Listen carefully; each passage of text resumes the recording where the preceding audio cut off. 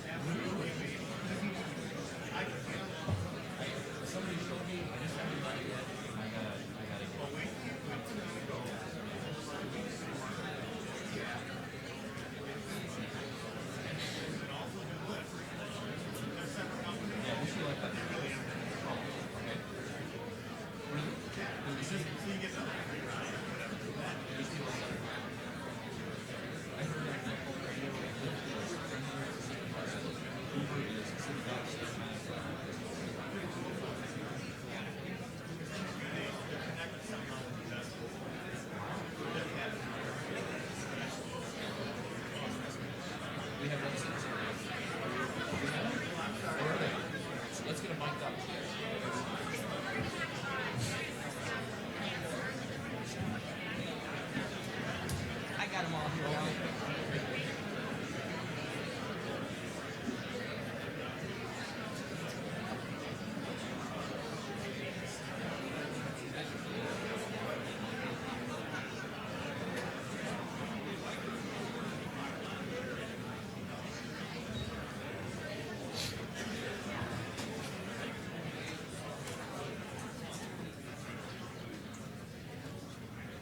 You tell me when you want me to go here.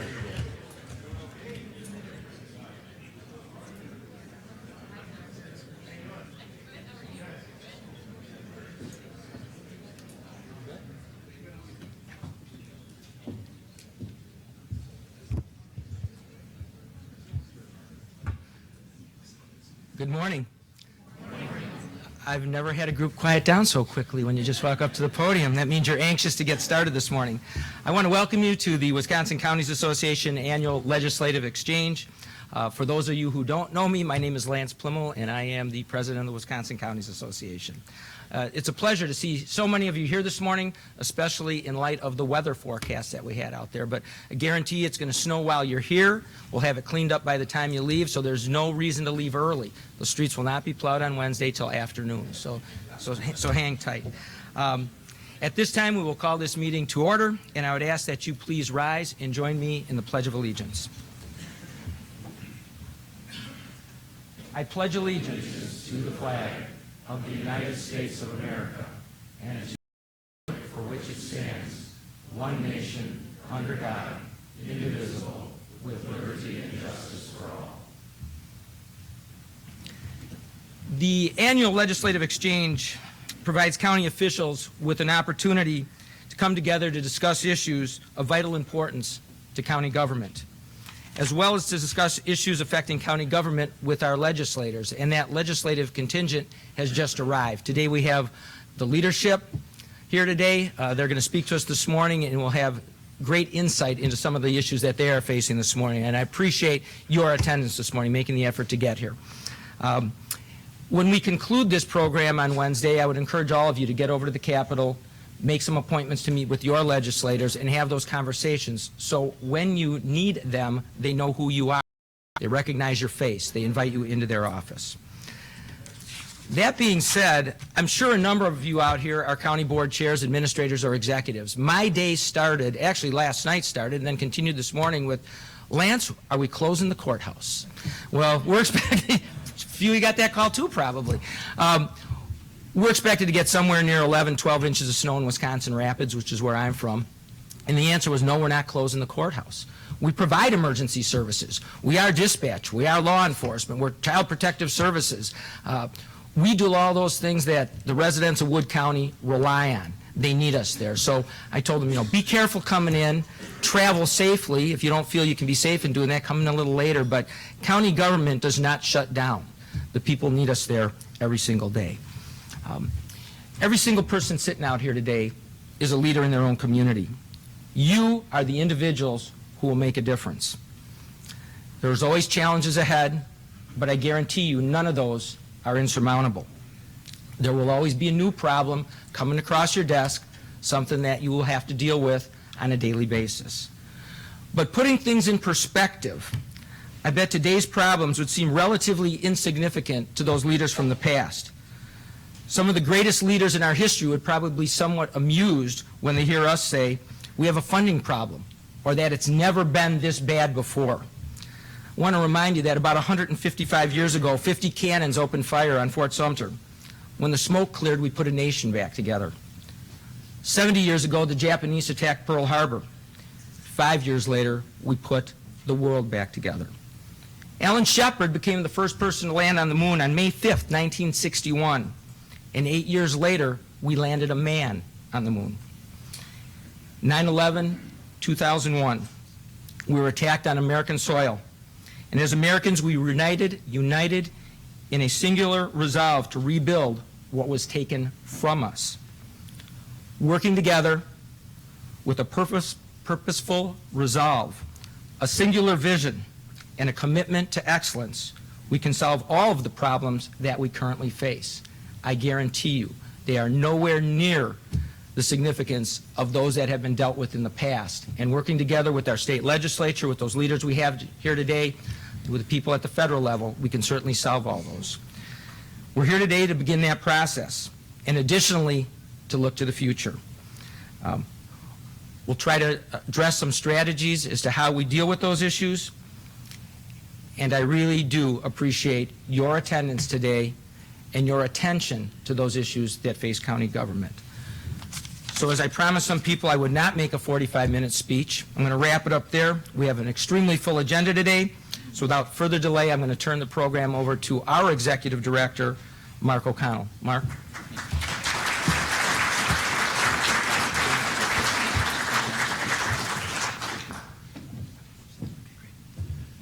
All right, we're going to get set up here momentarily. While we're doing that, let me just remind everyone, if you can put your cell phones on silent, on vibrate, that would be great. Also, Wisconsin Eye is with us today, filming the entire event, live streaming. So I want you to be aware that you're on television, so just act television-like. I'm going to sit right here.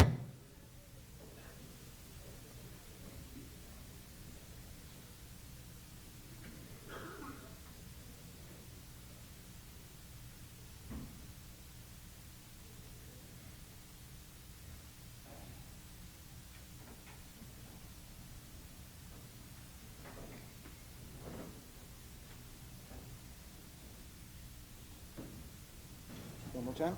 Test, test. Okay. Thank you.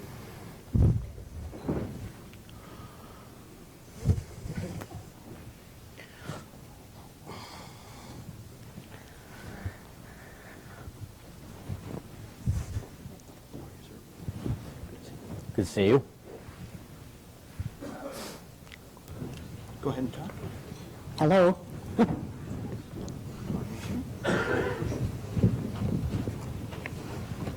I think the bright lights makes my hair look thin up here. Just want to make yours look even thinner. Yeah.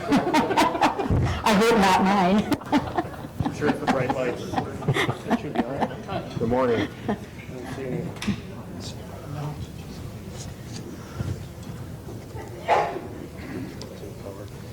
Should be good. 5 is up. Go ahead and talk. Test, okay.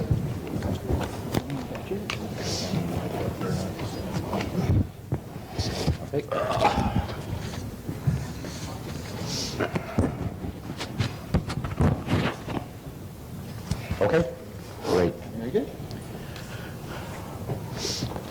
All right, lady, gentlemen, I think all of you have been here before except Senator Ringhand. So here's, welcome to the county government living room. We get together in front of our membership and have a conversation with each other. And we're very happy today. I know many of you recognize our guests. On your far left, Representative John Nygren, co-chair of the Joint Committee on Finance, representing the Assembly Republicans. To John's left, Representative Peter Barca, Minority Leader in the Wisconsin Assembly, representing the Assembly Democrats. Janice Ringhand, representing the Senate Democrats, Senator Ringhand, and Senator Scott Fitzgerald, the Majority Leader, representing the Senate Republicans. Welcome to the County Government Living Room. We have a conversation about the issues, and feel free when someone raises an issue that you cannot wait to comment on. Senator Ringhand, you jump in and you comment on it. When Senator Fitzgerald says, here's what we're going to do in the rest of the session, and you say, I'm on board with that, you bet. Go ahead. About time, right? And say that. Are you trying to silence her? Well, let's start talking about the session. We've only got a few days left. So what is it that we hope to get done, we need to get done, or that we wish would get done, but we may not get to that? And there's no particular order here. So if someone needs to answer this right away, just go ahead and jump in. I guess I'll just kind of try and put that into context. I mean, obviously, everyone in the room understands that when you get close to the end of a legislative session, there's a lot of action, whether it's in the committee or certainly as we schedule the final days of floor session. And I did speak with Robin Voss yesterday, and it looks like we're coming to agreement on what that final 2 months will look like, for the most part, in February and in March. We have a legislative calendar that goes all the way to April 5th, but I doubt that we'll still be in session by then. But it's kind of a mad dash. I mean, some of the bills that early on people thought would make their way through the process suddenly become stalled as they're scrutinized a little bit more. And then there's other bills that are drafted very quickly, and somebody notices that, geez, if we're going to get this done, we need to hustle to kind of get it through. So that's kind of where we're at. There are a couple of what I would consider still some major pieces of legislation that we are trying to address in the final couple months. They are reforms that I think are necessary and overdue. And the one that probably stands out the most is workman's comp. This is a system that's been around for literally 100 years, and as the Republican majority has continued to do, we continue to tackle these bigger issues, and workman's comp is one that I think not only do we have agreement on, but I think we're going to have a bipartisan vote eventually in the state Senate, and it looks like the Assembly is in about the same position. The other is high-capacity wells, which has probably been one of the more difficult issues that the state Senate has had to deal with. Senator Rob Coles has done a fantastic job, I think, of bringing all the players together to try and get something that makes sense and that has not just a very specific effect on parts of Wisconsin, but kind of a measured approach statewide. And we're hopeful that that bill will finally be in a form that we can get it through committee. We know there's a couple of organizations that are still not there, but we'll continue to work on that right up until the last day of session. So those are two things that I think are still hanging out there. So is the Senate going to be in through March? You're going to be in March. You're going to be in at least 2 days in February with significant calendars, and then we also will be on the floor March 15th. Whether or not we have to go beyond that is really kind of dependent on the type of bills that we need to tackle in that last month. Okay. So. Well, thank you for letting me know a little bit about what to expect. There you go. Good briefing. Yeah. That helps. Workers' comp is a huge issue, and I agree that it could use some tweaking. I know it's been in progress, so we'll deal with that. And high-capacity wells are another issue that are big in my area. I have a lot of agriculture in my area, and there is concerns about the aggregate amount of water that is drawn. So I hope we do a good, thorough study of that.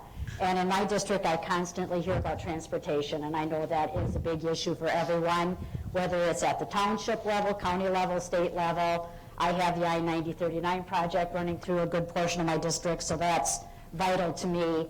And dealing with the higher ed, lower debt bill is one I'd like to see addressed, but I don't know that we'll get there. Are we going to get to the education issue, do we think? Higher ed funding issue? Has got his bills. Sure, the governor has a list of bills that he rolled out in the State of the State, and I just spoke to Rich Zipper, Chief of Staff, this week. I mean, they're being cautious. I think understanding that since we have brand new revenue numbers from the Nonpartisan Fiscal Bureau that show that revenues are tighter than what was anticipated, and it's not unique to Wisconsin. Sales tax collections are not nearly what they should be, and if you look at income tax as well, it's not hitting the measure that they thought it was going to hit.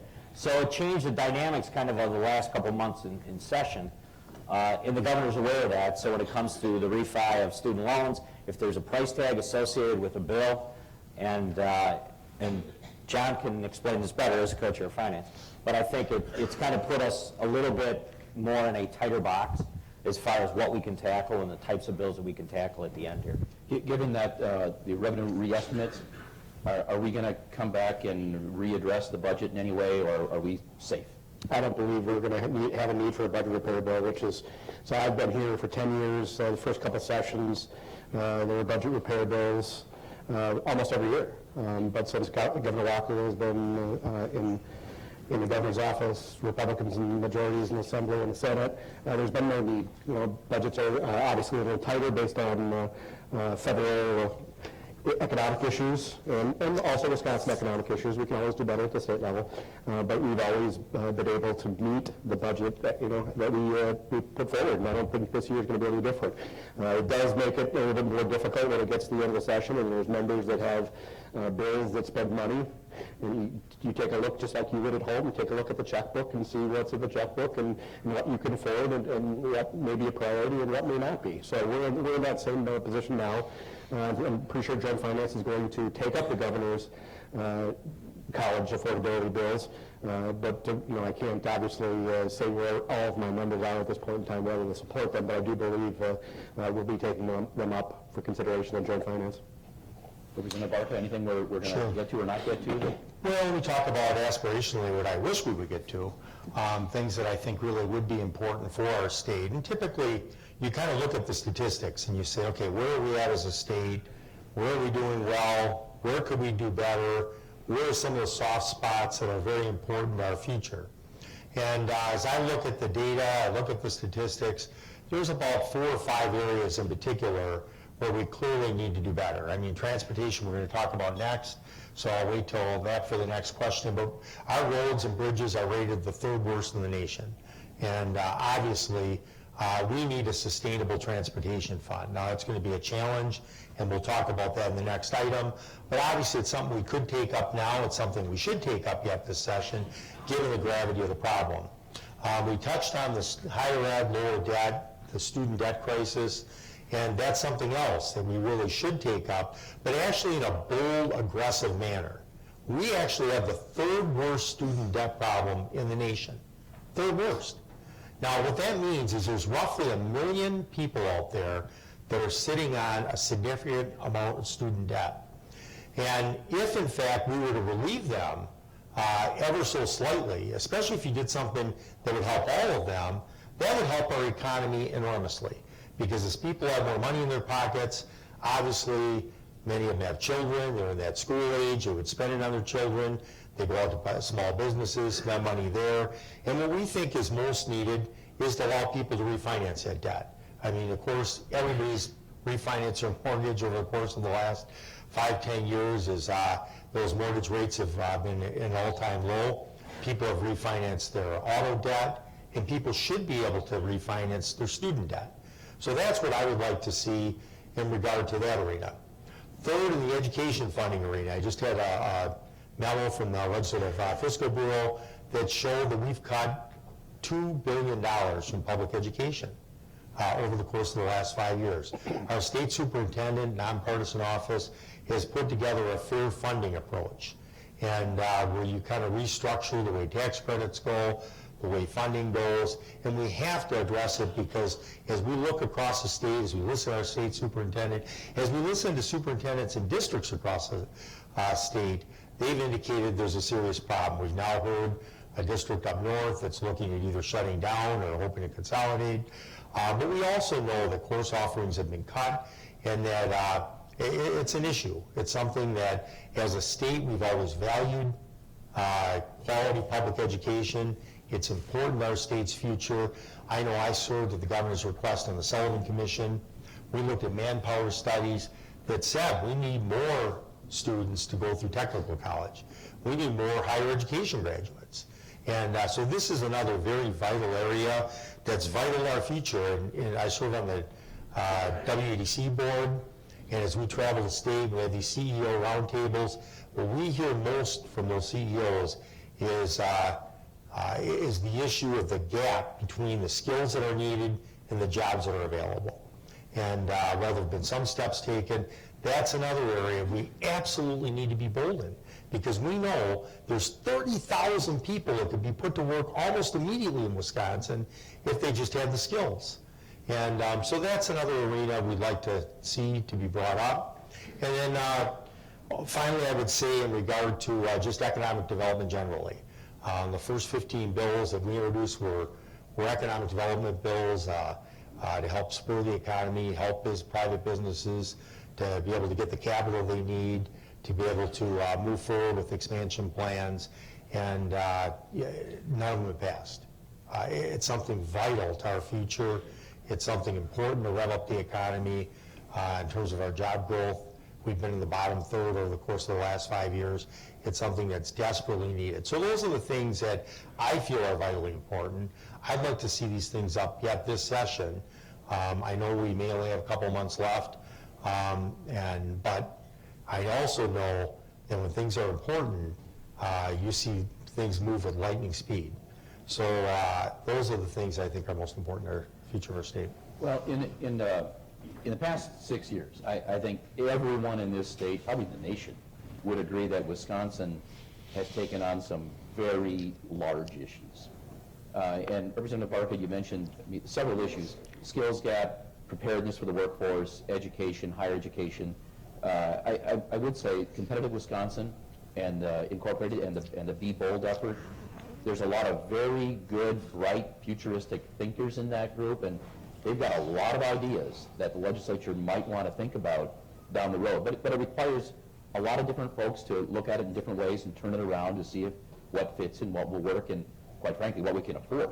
But one issue that you raised, we just can't seem to grasp, is this transportation issue. I mean, can we solve it? And if we can, what might it look like? I mean, this is a tough one. It requires money. It requires, I know we don't want to raise any additional dollars, but the fact of the matter is transportation, among all the government services, is the one that people probably see the most. And it's vital to our economy. How are we going to tackle this one? I think, well, first of all, in this past budget, I think there was some individuals who were in a position where we were prepared to tackle the issue. The challenge has been, and I think always will be, that there needs to be support, a broader base of support. And when I say a broader base of support, I'm not talking about in the Capitol across the street. I'm talking about statewide. I think the conversation needs to start at the local level on what these proposals might look like, whether it be increased registration fees, gas tax, tolling, whatever the conversation might be. The best way for this to become a law is for you folks and the people that you represent to begin to have this conversation about what they're willing to support. Because as of right now, you're right. Nobody wants to step forward and be that person that says, I'm going to raise the gas tax or I'm going to raise the registration fee. And you can kind of understand why when we're in the economic situation we are, where we're not seeing this is the worst recovery in history in the United States. We're not sure what tomorrow looks like. Nobody wants to step forward and commit more of your tax dollars. And that's a reasonable position to have because you want to be cautious. But the best way to tackle this is it has to come from the local level. I've been somebody who said I'm supportive of tolling. That's not always popular, but that's a true user fee. People that are utilizing the roads are actually the ones going to be paying for it. Gas tax is a declining revenue source, not only now, even with an increased gas tax, because cars are more fuel efficient. With a % per gallon gas tax, that's going to be a declining revenue source over the next several years. So we need to broaden the base for transportation dollars, but the conversation mostly needs to happen at the local level. I'm hearing from a lot of my local folks that they are interested in the extra 0.5% sales tax that they could decide upon within their own county to add to that, eliminate that burden for transportation costs. So I think there is interest out there. I've heard it from several different sources, whether it's townships, counties. So I think the interest is there. And I've also heard from my constituents that if we're going to raise the gas tax, this is the best time to do it. I went past a gas station on my way here. It's down to $1.58 a gallon. That's less than half of what it was a couple of years ago. So I think the timing is right, and several different options do need to be addressed. It shouldn't just be one pool of money to expand that huge pool of transportation funding. It needs to be a combination of several different things. And when you take the condition of our roads, bridges, ports, it's time that we sit down at the table and work it out together. And all the players need to be at that table. Not just one side. Everybody needs to be there. Townships, counties, both sides of the political fence. So I think we are at the right point in time to have that conversation. This is going to be a tough issue, mainly because the governor's already indicated for the next fiscal year that once again, despite him having a commission recommend a dozen different ideas, he said no a dozen different times. Despite having his own Secretary of Transportation in this budget cycle come up with a number of creative ideas, he isn't willing to do it. And clearly, it's desperately needed. We have the third worst roads in the nation. And my position has always been, the only thing worse than a tax and spend politician is a borrow and spend politician. And that's what we're doing. That's what the governor's put forward. It's not like he's not spending money on roads, it's just that he puts the entire amount on the credit card. Lowest bonding levels in 20 years. Well, you can rejuggle bonds, absolutely, but you can't deny the fact he bonded for the entire transportation budget for any new spending that went on there. There's no question about that. Now, in the finance process, we proposed a notion of bringing back indexing. If indexing would have still been in place, we'd have roughly $1 billion more in revenue.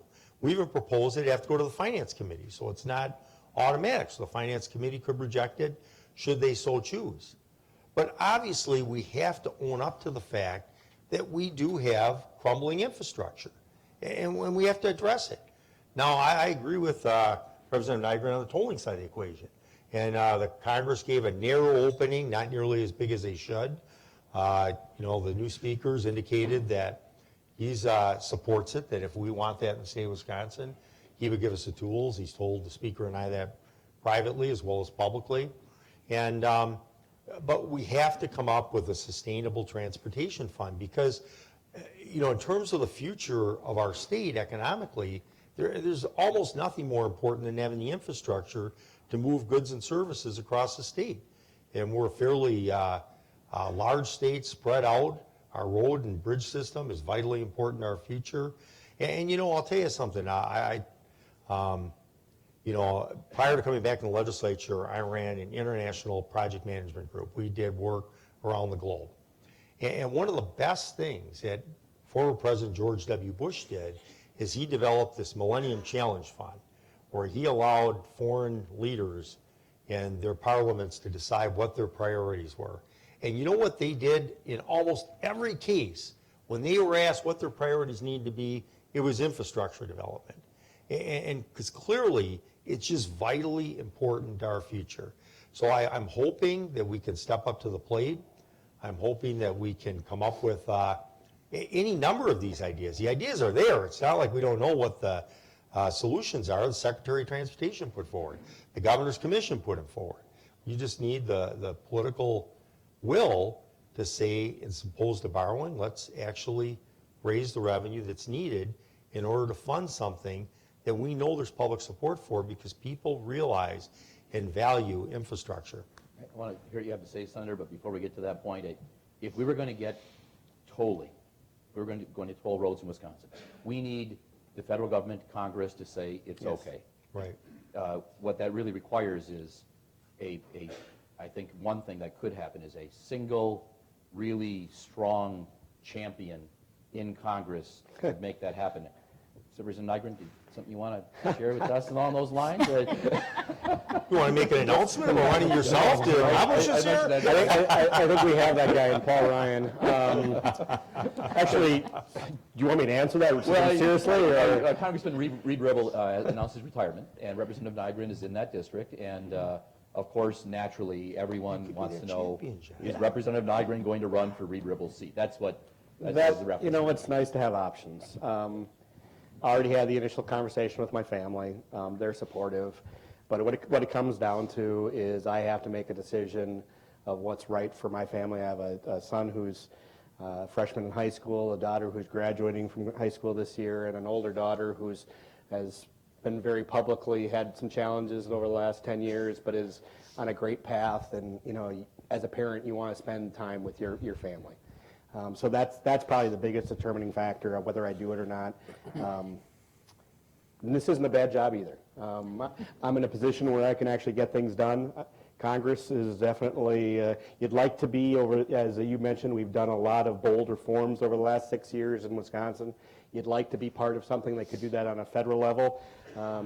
Just not sure whether that can actually, we can take what we've done here and replicate it in Wisconsin. It's a much bigger challenge at the federal level. So, you know, stay tuned. Still having to have that conversation with the guy in the mirror. Okay. Senator, can we... Let's not get ahead of herself. I'm still trying to talk him into running for the state senate. That might be the next option. So can we track this transportation? Yeah, I think the one thing that's missing kind of in the dialogue, and it might be hard for people to understand, is that there's a whole faction, specifically, you know, I can name them by name, in my caucus, that are still very frustrated with DOT and the bureaucracy and the amount of money that still is going out the door to many of the projects in the different mix of projects. And then the level of bonding, which was something that held us up during the budget for many, many weeks. For some, it's, okay, we have to do this to get through this budget. But for others, I mean, they were really trying to hold the line on it. And we even got into this within the Finance Committee about, you know, what is the position of the Republican caucus right now. So there are some Republican legislators that believe there's still a hole in the bucket. And I'm not voting for a gas tax increase or a vehicle registration fee increase, or I'm not going to support tolling until I know that DOT has a handle on the projects that they're currently constructing, and that what's going on with whether it's a resurfacing issue in northern Wisconsin or the majors in southeastern Wisconsin, we want to know that we have control of DOT. And this is not a reflection on Mark Gottlieb, or it's the bureaucracy and the way things have worked. And throw the road builders in that mix and the way that they've had an impact on the way our roads are built in Wisconsin, and suddenly you'll find that these people have a legitimate concern. And it's really hard to get a revenue piece through. The other force is the governor. I mean, the governor's been very direct, and whether I'm sitting in his office talking to him or publicly, he's saying, listen, I'm not going to put more revenue into this system unless I can find another area of state government to decrease that. So it's real easy to say, yeah, let's do a 10-cent gas tax increase, but there is a faction within the Republican caucuses that just want to see, they want to know where the projects are, they want to get a better handle on what they cost, and they're not going to move in that direction until that happens. So that doesn't make it any easier, but it's certainly a force that's part of this discussion right now. The other thing I would say is prevailing wage. I mean, it's a good example. People have thought there is no way you're going to do right to work. This Wisconsin, you're not going to make changes to prevailing wage, and the road builders are going to be unhappy, and certainly contractors are going to be unhappy. But it was part of that group in my caucus that continued to say, unless we make these changes, I'm never going to support an increase in the transportation funding. So it's a dynamic I think sometimes is lost, but it is definitely a major part of the discussion that's going on within the Republican caucus right now. You need both. I mean, you need to make sure that the dollars you're spent are being used wisely, no doubt about it. And I have those same concerns. And, you know, Peter uses the statistic about this report, the third worst roads in the country. You know, I've used it when it maybe fit my cause as well. I drive a lot. I mean, I drive a lot. And whether it be in this state or in others, our transportation system in Wisconsin is pretty darn good, okay? There are challenges, no doubt about it, but we're not third worst in the country. That's, you know, I'm simply not going to accept that we're the third worst in the country for our roads. We do have challenges that we need to address as far as our funding, but we need to make sure that the dollars that are there are being spent wisely before we just add more dollars to the mix. And I support Senator Fitzgerald's position on that. Well, I understand. One more quick point. On Sunday, I was at a dinner with Congressman Sensenbrenner, and he made the point at the podium saying that first transportation budget passed by Congress since '07 just happened. Since '07, okay? And for the first time in many, many years, I don't know that he said how long it was, Wisconsin will now be a receiving state within transportation funds instead of a donor. And for me, that was kind of shocking because I knew overall where we were as far as donor state compared to the rest of the nation. But as far as transportation dollars, why would Wisconsin ever be a donor state to build more roads in other states? So it's one other factor. Now, just as a result of that transportation budget that Congress finally passed, we're going to get $35 million more dollars. They're going to be able to be used probably in some of the projects that the Finance Committee is going to make a determination on very soon. So it's another point. I mean, it's not just the state of Wisconsin. The infrastructure is crumbling nationwide. And if Congress doesn't continue to act or come up with solutions, it just puts the states further behind, and it puts the counties further behind. Representative Barca, you got a comment? I mean, look, I just think that, you know, there's this issue that we don't trust the DOT, that somehow we don't think they're doing a good job. And all this data is public. We know exactly what projects are underway. We know what the costs are. We know, you know, to a dime in terms of accounting when they're finished.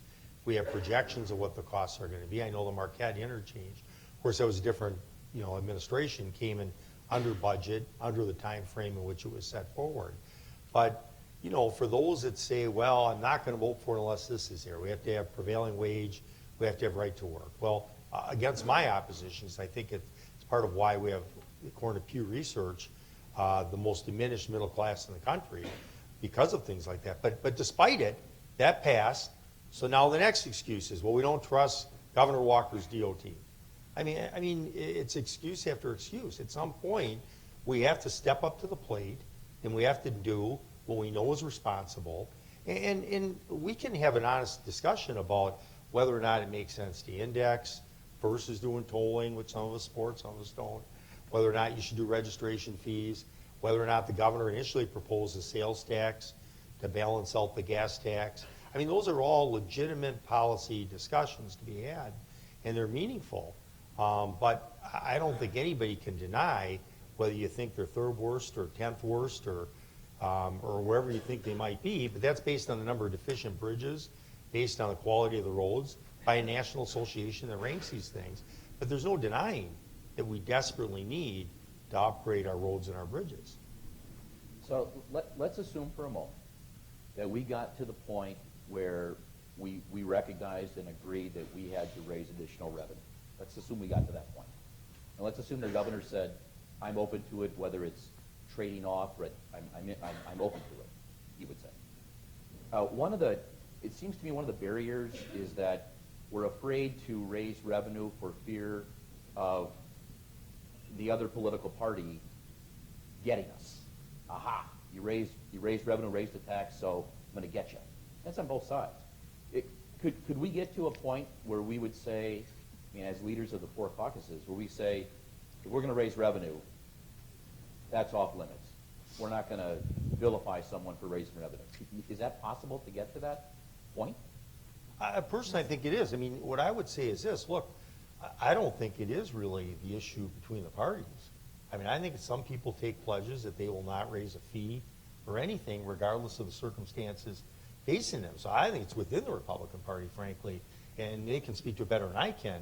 I mean, look at the Bucks issue, which I know we're going to come to later, but that was a good example where Senator Fitzgerald, and Speaker Voss, myself, Senator Schilling all got together and we did what we knew we had to do, and we'll explain why I think it made perfect sense to do it. But I think you could get the political will to come up with a sensible policy that we all think we could achieve a consensus on. I really don't think that'd be that difficult, frankly. Now, the governor's a different story. Like when you say, well, the governor says he's open-minded, he's willing to do it. I just haven't heard that. I'd be surprised if he reaches that point, because he's been very adamant. Reverend Negrin, you have thoughts? Well, I mean, the Bucks Arena is actually a good example. I mean, it started out at $250 million state contribution and got down to, I think, $55 million. That's, I mean, you started one position and you oftentimes ended another. Right. And simply saying yes, I mean, you're saying that we should simply take what the DOT is saying and put all the dollars behind it. I don't know about a lot of you. A lot of you are elected officials, right? You don't take what you're given as gospel and just, head 100% forward. You have to do your due diligence to make sure that you're spending your tax dollars wisely, and to be skeptical, I think, is part of our responsibility. To get to your point, I mean, personally, I'm not concerned about losing an election over doing the right thing. If it's an infrastructure investment, that's fine. I do think it would be disingenuous for some. Maybe these two wouldn't come after Republicans for supporting a gas tax increase, but my guess is the DCC or whatever would, because that's just the way elections work. But we all need to get to a point, whether Republican or Democrat, where you're not worrying about election results, that you're worrying about doing what's right for our state. I'm not 100% there yet, but I do believe that the conversations need to begin on what the solutions might be. And if you're with us, meaning the people at the local level, there's much more willingness and bravery for those that are concerned about election results to step forward and say, I'm with you. But one correction, I'm not suggesting you believe everything they say any more than I did with the Bucks. I mean, we sat down together and shaved those costs, brought it down to a reasonable level. I'm just saying that you can at least, when they give you data, you can look at it. You can always come to a conclusion and say, look, we're only gonna do 2 lanes versus 4 lanes, or we're only gonna do a certain level of base versus another level of base. I mean, there's policy decisions that can be made. We have a award-winning audit bureau that can give us data in terms of ways that you can save costs, and I'm all for that, absolutely. But my point, Dollars that are being allocated are being spent wisely. The only thing I think we can all agree, you can take as gospel would be the word of the County Association Association? legislative team. the point is that you've got to look at both sides of the equation, and at some point, you've got to be ready to move forward. And we're doing an audit of transportation Right. That was requested in this budget. That's see right. what- Kyle Christensen and his Yeah. team, I mean, clearly that's, Senator Ringham, you got a thought? Well, I'm actually not in leadership, so I can speak for myself here.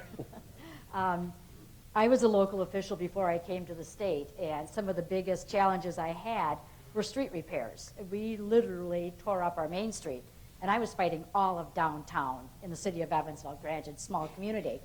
But it was something that absolutely had to be done. It becomes a safety issue if you don't address these issues. So we sat down at the table, we had these discussions. We had disagreements, no doubt in my mind, but we were able to work it out. And at the end of the project, when we finally got done, you would have thought it was everyone else's idea that we did this because they were so happy with it. So there are ways of resolving this, and we do need to sit down at the table all together, as I mentioned before, and it can be done. And granted, both sides lob bombs at each other about who said what, who did what. I'm not going to kid anybody on that. It's a reality. And it's disappointing because a lot of people do worry about that postcard at election time. And I think it's ridiculous. And that's another whole story about money in politics, but I won't go there. It's not the question. Thank you. I do think a comment you made, Representative Nygren, and it's especially the case with the 4 of you. You don't look at polls, or you just make the right decision. And that's been our experience as lobbyists when we talk to your offices. And it's really, I'm not going to say it's refreshing because there's a lot of colleagues that think the same way, but especially the 4 of you. It's on the policy, it's on the issue. And if someone doesn't like it, someone doesn't like it. And that's, I think it's a credit to the 4 of you.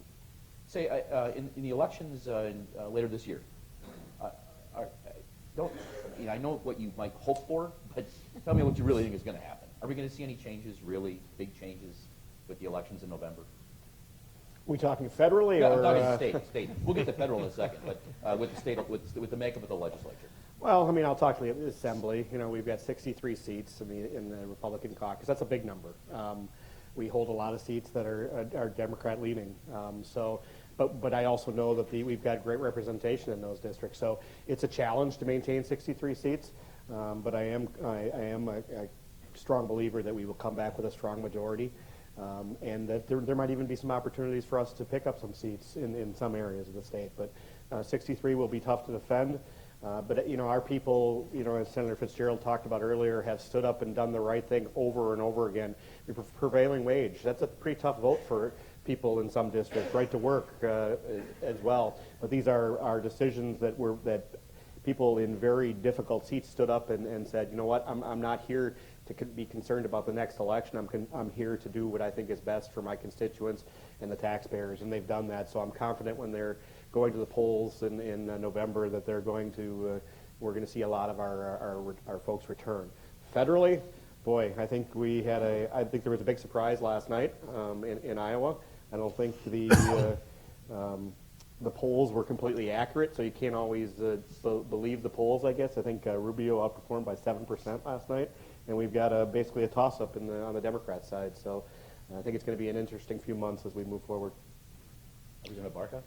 Well, I like our chances. Obviously, the governor's popularity, the last four Marquette polls have been at 37%.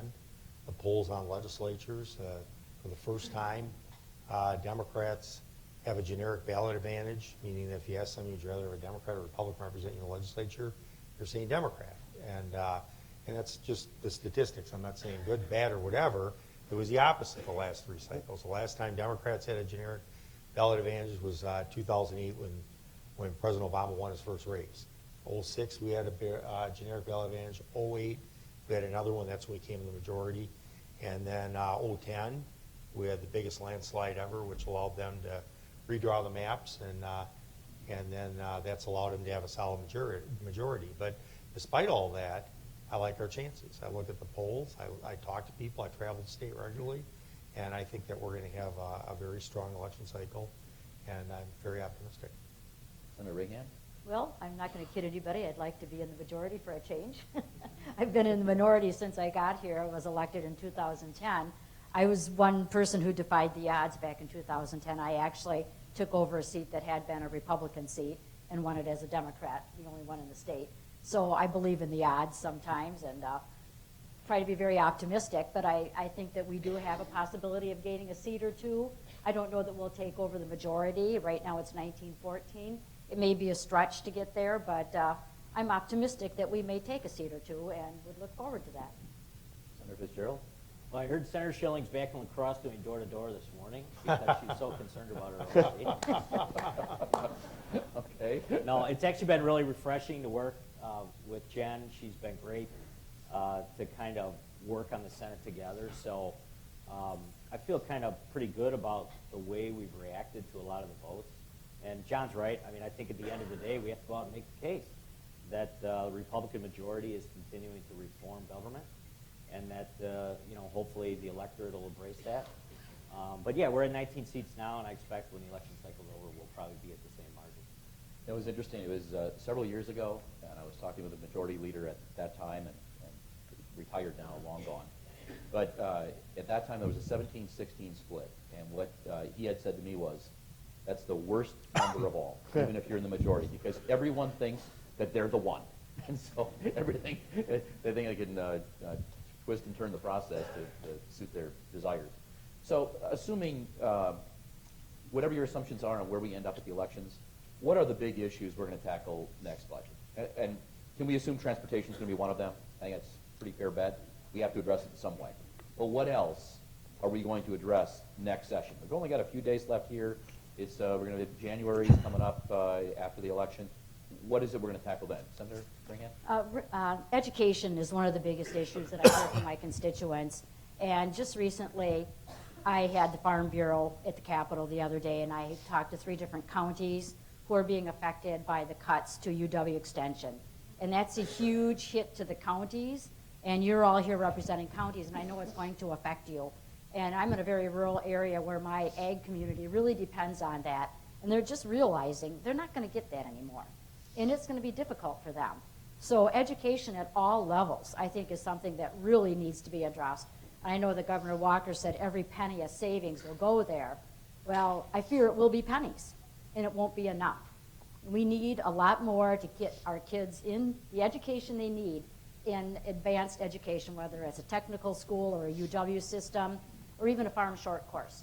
It'll give them the skills they need to get into the jobs that are available. We do have that skills gap, and education is the way out of it. So that is one of my major concerns beyond the transportation, which is a safety issue, in my opinion, and it affects everything in the state. But education would be a very close second runner for me. Okay. Others? State budget. It's going to be rough again. That's not my opinion. I mean, that's right out of Director Lang's mouth. They don't see an uptick necessarily. And again, this is in the Midwest or even nationwide, that the economy is not going to continue to soar. It's going to lag. And as a result of that, I mean, that's what I lose sleep over, because those are very difficult decisions, and it's going to continue to be that way no matter what state you're from in the Midwest. It's just you're not seeing the growth of both sales tax and income tax that some people anticipated. And even some of the experts who are forecasting that as a result of the income that might be in individuals' pockets because of the price of gas dropping, I mean, people are using it to pay down debt. And so you're just not seeing, you know, I think this next state budget is going to be just as tough as this past one. That doesn't, kind of makes Washington. Congress looks attractive, pretty huh? good, yeah. I would say, you know, one issue that we started meeting on a bipartisan basis on with the speaker is on WEDC reform. And it's something I think we should do now, because clearly there's a benefit to reforming the system. And let me tell you what the issue is here. There's a couple issues. One is, and I was on the Be Bold Commission that thought it was a good idea to have more private sector input and to set up sort of a separate type of a structure. When I was in charge of the Midwest for the Small Business Administration, I saw it very effectively implemented in Indiana, as well as some other states. However, there were a number of unintended consequences that never could have, that at the time, and I think the one thing I'd say is the due diligence was not done, because there was never a transition plan put together by the governor, wasn't even a business plan put together. Had we done that, we might have taken a different look at this. But what we've learned since then is two major issues. One is that we get $25 million annually that comes in for CDBG and other funds from the federal government that can be used for economic development. Historically, it's always been part of an integrated fund. Now it's sitting over at DOA, run by people that don't know anything about economic development. So you've got a splintered fund.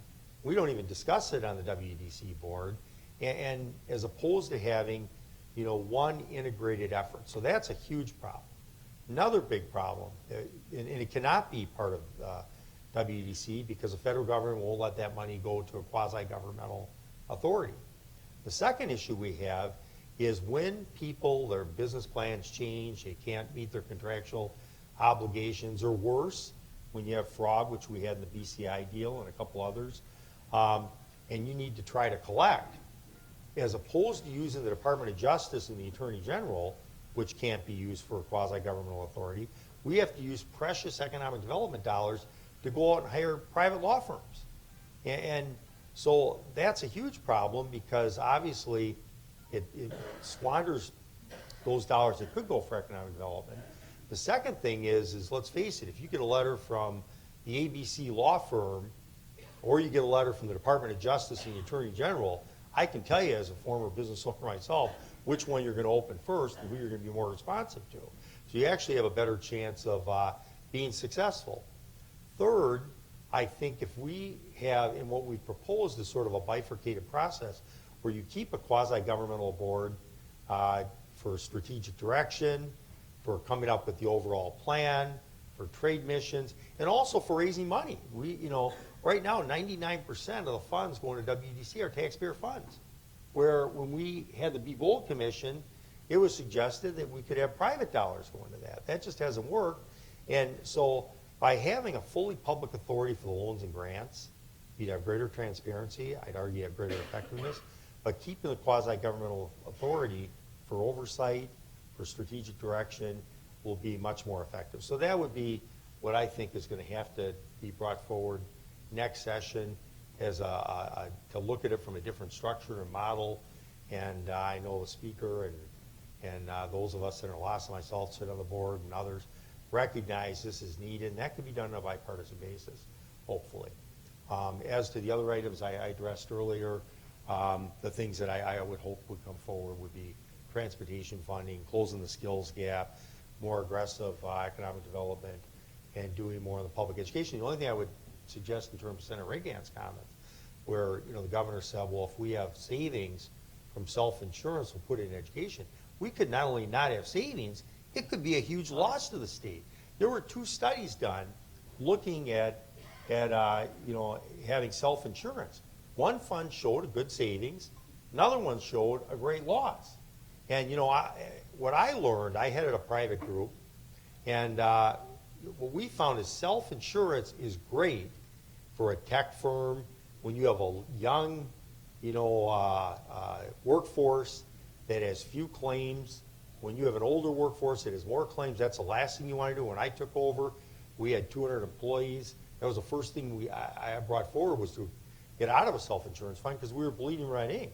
So now our state workforce, I'm not sure exactly where it comes in. That's where you've got to look at those actuarial studies. You have to analyze it carefully. I'm very concerned with this plan because the history of the governor has been to not do the due diligence, but just to move quickly like he did with WEDC. And I'm hoping that my legislative colleagues here will join us and that we will do that due diligence and not allow it to go forward, because it may be that there's not pennies for education. It could be more cuts for education if, in fact, that self-insurance doesn't work to our benefit. Now, if it can, I'm not opposed to self-insurance, but I just want to make sure that we do the due diligence and we have eyes wide open. We have a pretty clear picture of what the outcome is going to be. This is not something that you want to take a chance on and roll the dice, in my judgment. You've been reading my press releases? I think so. No, but I like the fact that this could be bipartisan in our effort. I think it's very important. I'm glad that you showed some caution there. Well, my background is health insurance, so I mean, obviously, I think self-insurance could save money. I mean, I'm not going to get into that too much because I don't think that, in the grand scheme of things, in the next state budget, I don't know if that is really going to be that big of a driving factor. Could it save $20 million? Yes. Could it cost $100 million? Potentially. I mean, Yes. I think those questions are all legitimate. Ironic thing, I think the county association actually has a self-insured plan. We do. You do. So maybe we could look. Self-funded Right, trust. right. So we could maybe look to the results from the county's association possibly for some of our information. But we're going to have that conversation.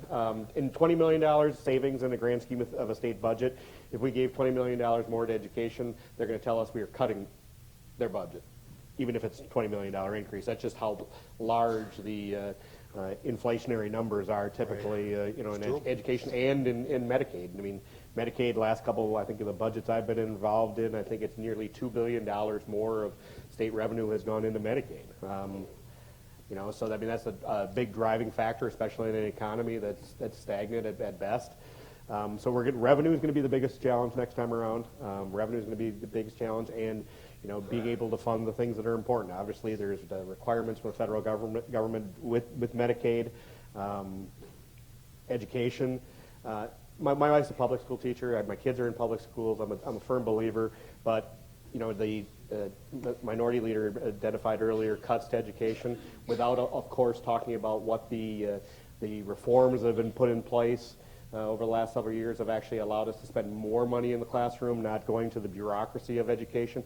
Education reform is as open for consideration as any other thing that we take on. That should not be the end-all and be-all, that we can never look at reforming education, because I think there are opportunities there. Ask my wife all the time, do you see anything different between prior to Act 10 to post-Act 10? And she said, well, the teacher's lounge may not be as friendly as it used to be. But other than that, the kids are still getting educated. There are challenges, but oftentimes those are local decisions that are being made with investment in whether prior to Act 10 or since Act 10, whether they're going to make a priority to invest in vocational programs. My home school district, with Marinette Marine employing thousands of people over the last several years, has gone away from technology education, and now they've decided that it's a priority again. That's a local decision. I didn't agree with them when they moved away from it. Now they have the ability to move back, and they're going to invest some dollars in it. So those are going to continue to be the challenges that we face in the next budget: education funding and Medicaid funding. On a personal note, something I have made a priority of mine. You know, you all represent local areas, your counties, and maybe if you're elected, you've got a district. Nothing has hit my district more over the last 4 to 5 years, or actually probably going back even further than that, than the prescription drug and opiate and later heroin issue. It is not only a personal issue for me and many others. It is an economic issue. It is an educational issue. These issues we're not having the workforce availability because we have people with addiction. That is going to continue to be something, as long as I'm here, that we're going to address. And the best part about it has been done in a very bipartisan manner. I think that's one of the successes, that in mental health reform, that we can all sit down together and say, hey, we did this together, and we should look for more of those opportunities. Let me just respond briefly because, you know, let me both credit and be critical with my good colleague here. He does deserve enormous credit. I mean, he's really shown a lot of courage on this opiate issue, and I really want to credit you for that. And I think also, I am glad that you're studying the self-insurance. I mean, that really shows good foresight on your part in that. The one area I'd be critical, not of you personally, but just generally, I mean, one of my biggest disappointments in this session was the issue of school accountability. AB1 was school accountability, and I thought, you know, at long last, this could be a bipartisan victory, where we have accountability on both sides of the equation, on public schools, which already have accountability, but also on the voucher school program. Now, over the next 10 years, the Fiscal Bureau says, with what's been passed in this budget, $800 million more will go from the public schools to the voucher schools. And they are not accountable. Now, my colleagues will argue, well, they're accountable because people choose to send their kids there. But we need accountability on both ends of the equation. And that's something, given the fact that it was AB1, I thought finally we would have, you know, some good, basic, strong accountability for both public and voucher schools. And I know it's difficult on the Republican side of the aisle because they do fund a lot of the campaigns, they put a lot of money in, and it makes it a challenge. It really does. And I don't mean that in a critical way, just as in an observational manner. But that's something that we do need to take on.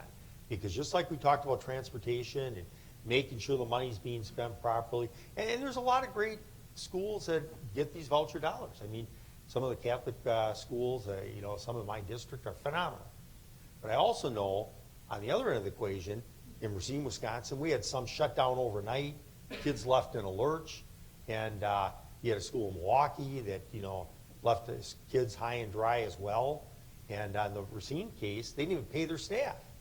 And so we need basic accountability. It's really not there. And that, I hope next session that AB1 again will be accountability, but this time on a bipartisan basis, we'll do something meaningful. All right, a couple of really, comment, Senator Fitzgerald? Just, I mean, if you had to guess how many kids in Wisconsin are in choice or charter schools, I think you'd be surprised to find out it's less than 2%. So it's a red herring issue that continues to be brought up by the minority because it stirs people up, because I think people do assume it's a higher number than less than 2%. And the end of the day, accountability in choice and charter, I don't care if it's a charter public school or a private school, the idea is that you don't have the bureaucratic red tape that you would have in the regular public school system, which gives them the flexibility to perform and do well, and the graduation rates rise. And for the most part, it's still focused on southeastern Wisconsin, and specifically MPS. But with the statewide expansion, I think you're going to see growth in some areas that, quite honestly, I think many legislators were shocked to find out that the school systems were lagging as bad as they were. And I think the area that surprised most legislators this last budget was Green Bay. When people are saying, well, you're kidding, Green Bay is not Milwaukee.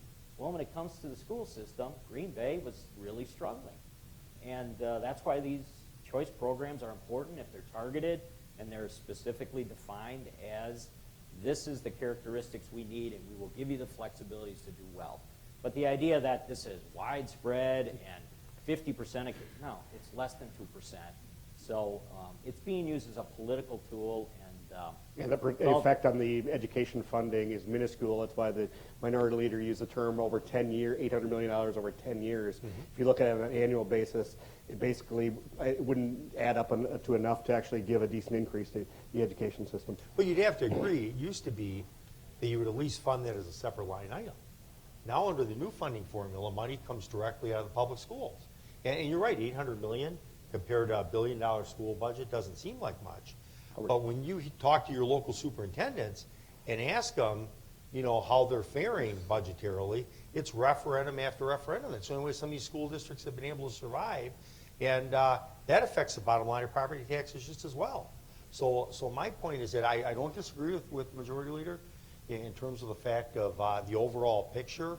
Yeah, I think it's 85% if I'm correct.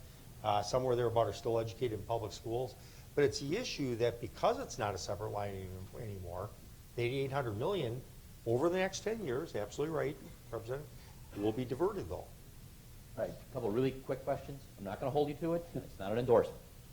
But who do you think we're going to see in the presidential lineup head-to-head? I personally think we might look at a Trump-Clinton race. Representative Mark, Nygren? I was on your radio show. I want to point this out. I'm still sticking to it. I was on your radio show, I think, 4 or 5 years ago. Yeah. And at that time, right after, actually 3 years ago, right after the last presidential election, and you asked me who I'd support next time around, and I picked Marco Rubio. Pretty excited to see him surge last night. As I said, he on the polls was underperforming, but he outperformed what the numbers originally had showed. So I think he's heading in the right direction. I do believe the reality TV star is not going to end up being president. So Rubio Clinton? Rubio Clinton, but a lot of the focus has been on the Republican side over the last several months because of the Donald Trump factor. But when somebody who was basically an admitted socialist ties with the spouse of the former First Lady, former Secretary of State, U.S. Senator on largest there's going to be some focus on the Democrat side too, so it's going to be an interesting several months. Well, I'm going to take your endorsement earlier. Remember, he said, the counties are never wrong, so I'm going to go with your thought. Trump, Clinton. Okay. Senator Ringham. Well, I was really surprised that Marco Rubio was moving ahead last night, too, and I think it might be a little bit of an indicator, and I think it was Clinton and possibly Rubio. Okay. Senator Fitzgerald. Handicapping it, I think Trump is still well positioned going into New Hampshire and then the South. And on the Democrat side, I hope it's Bernie Sanders. Okay. Now, are you hoping he wins it all, though, or just Let's not get ahead of it. Last question, easiest one of all. Let's set aside school districts, cities, towns, and villages. Set those aside for a second. What's your favorite form of local government? State. Exactly. Ladies and gentlemen, Representative Nygren, Representative Barca, Senator Ringham, and Senator Fitzgerald, please join me in thanking them for spending their time in our living room. Nice job, John.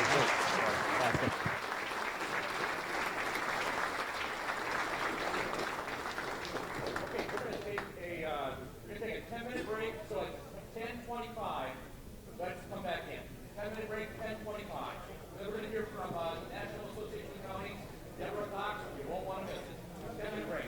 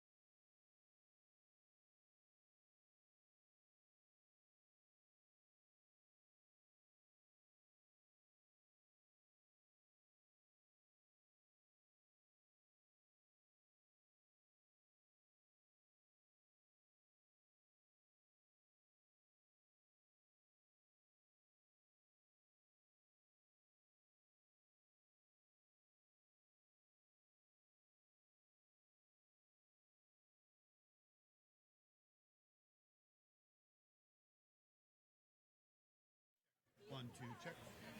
Hey, hey, one, one, one, one. I'll do that right now. You're supposed to be asking if you have a separate pill of it. Yeah, and he did. He asked me if he seemed really nervous because he kept repeating. He's like 21. This is his first job. I could tell. I'm so sorry. Check, check, check. Let's bring up the volume, bring up the trim. Bring up the trim. Hey, hey, 1, 2, 3, 4. Try bringing up the trim. 1, 2.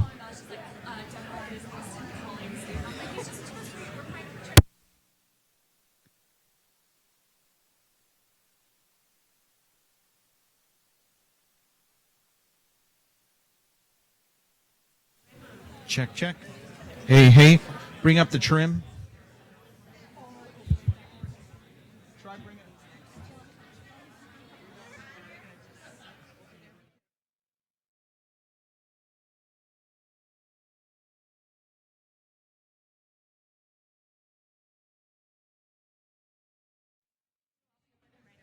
Check, check. 1, 2, 3, 4. Better, whoa. A little too much. 1, 2, 3, 4, 5, 6, 7, 8, 9, 10. It's good for audio. Bring it down just a hair. Check, check. 1, 2. Bring it down, down, down. Then bring up the volume on it. And bring down the trim at the same time. 1, 2, 3, 4, 5, 6, 7, 8. Keep bringing up the volume and bring down the trim at the same time. Check, check, check. 1, 2, 3, 4, 5, 6, 7, 8, 9, 10. Little more volume, a little more the slider up.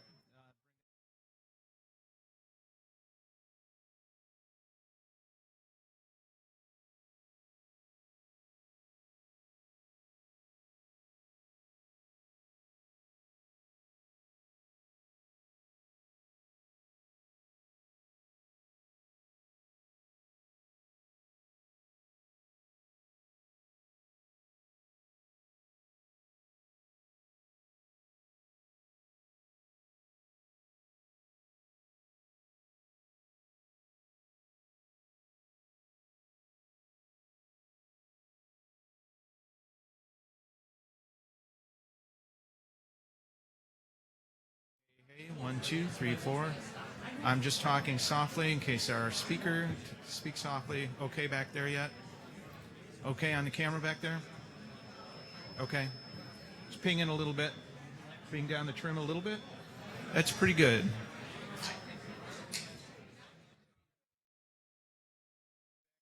Bring down the trim. Check, check. 1, 2. Hey, hey. Check, check. 2, 3, 4. Check, check, check. 1, 2, 3, 4. Blah, blah.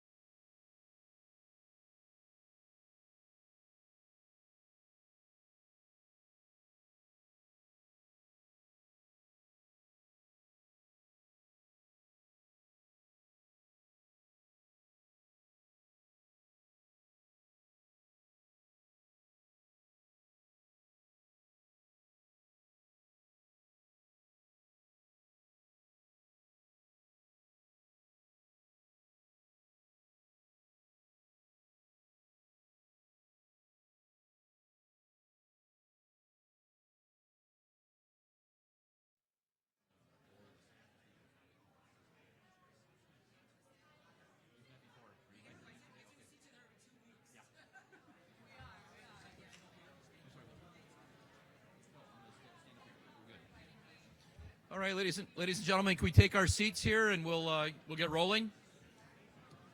Need a little more volume. Ladies and gentlemen.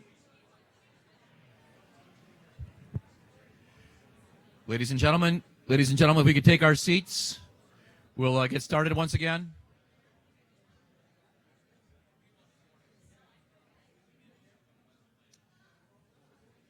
And if I can ask my colleagues to ask our guests to come in out of the hallway, that would be great.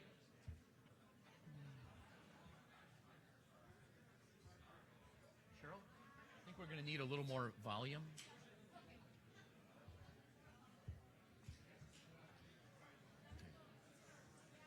Okay. All right, that last cup of coffee, go ahead and fill it up. Bring it over to your chairs, please.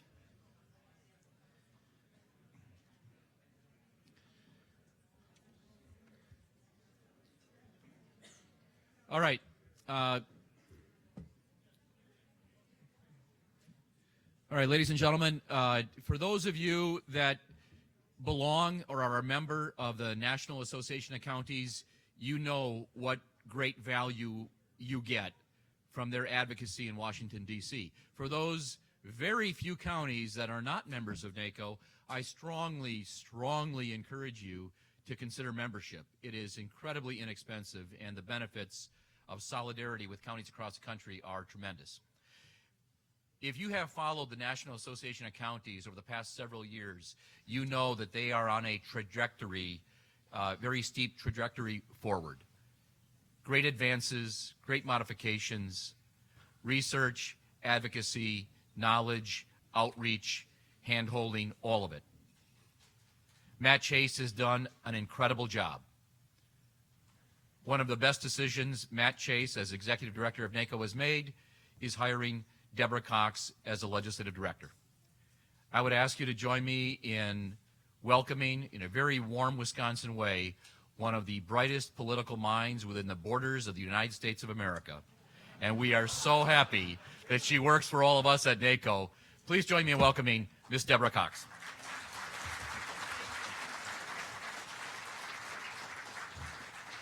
Wow, goodness. What an introduction. Well, thank you so much, everyone, for inviting me today. Thank you, Mark and your team, and President Plimmel for the wonderful welcome. We have a great partnership with your State Association of Counties, working on a number of federal policy and legislative issues impacting counties not only in Wisconsin, but across the country. And it is good to be out of D.C., where we are still digging out from our blizzard. Although most of the time we just get a few snowflakes here and there. As Mark was saying, the majority of Wisconsin counties are members of the National Association of Counties. In fact, 65 of your 72 counties are members. Thank you so much for your support in that area. 46 of your counties participate in our prescription health and dental discount program for your residents. And 60 of your counties participate in the U.S. Communities Purchasing Alliance. If you want more information about those programs, happy to talk to you after the fact.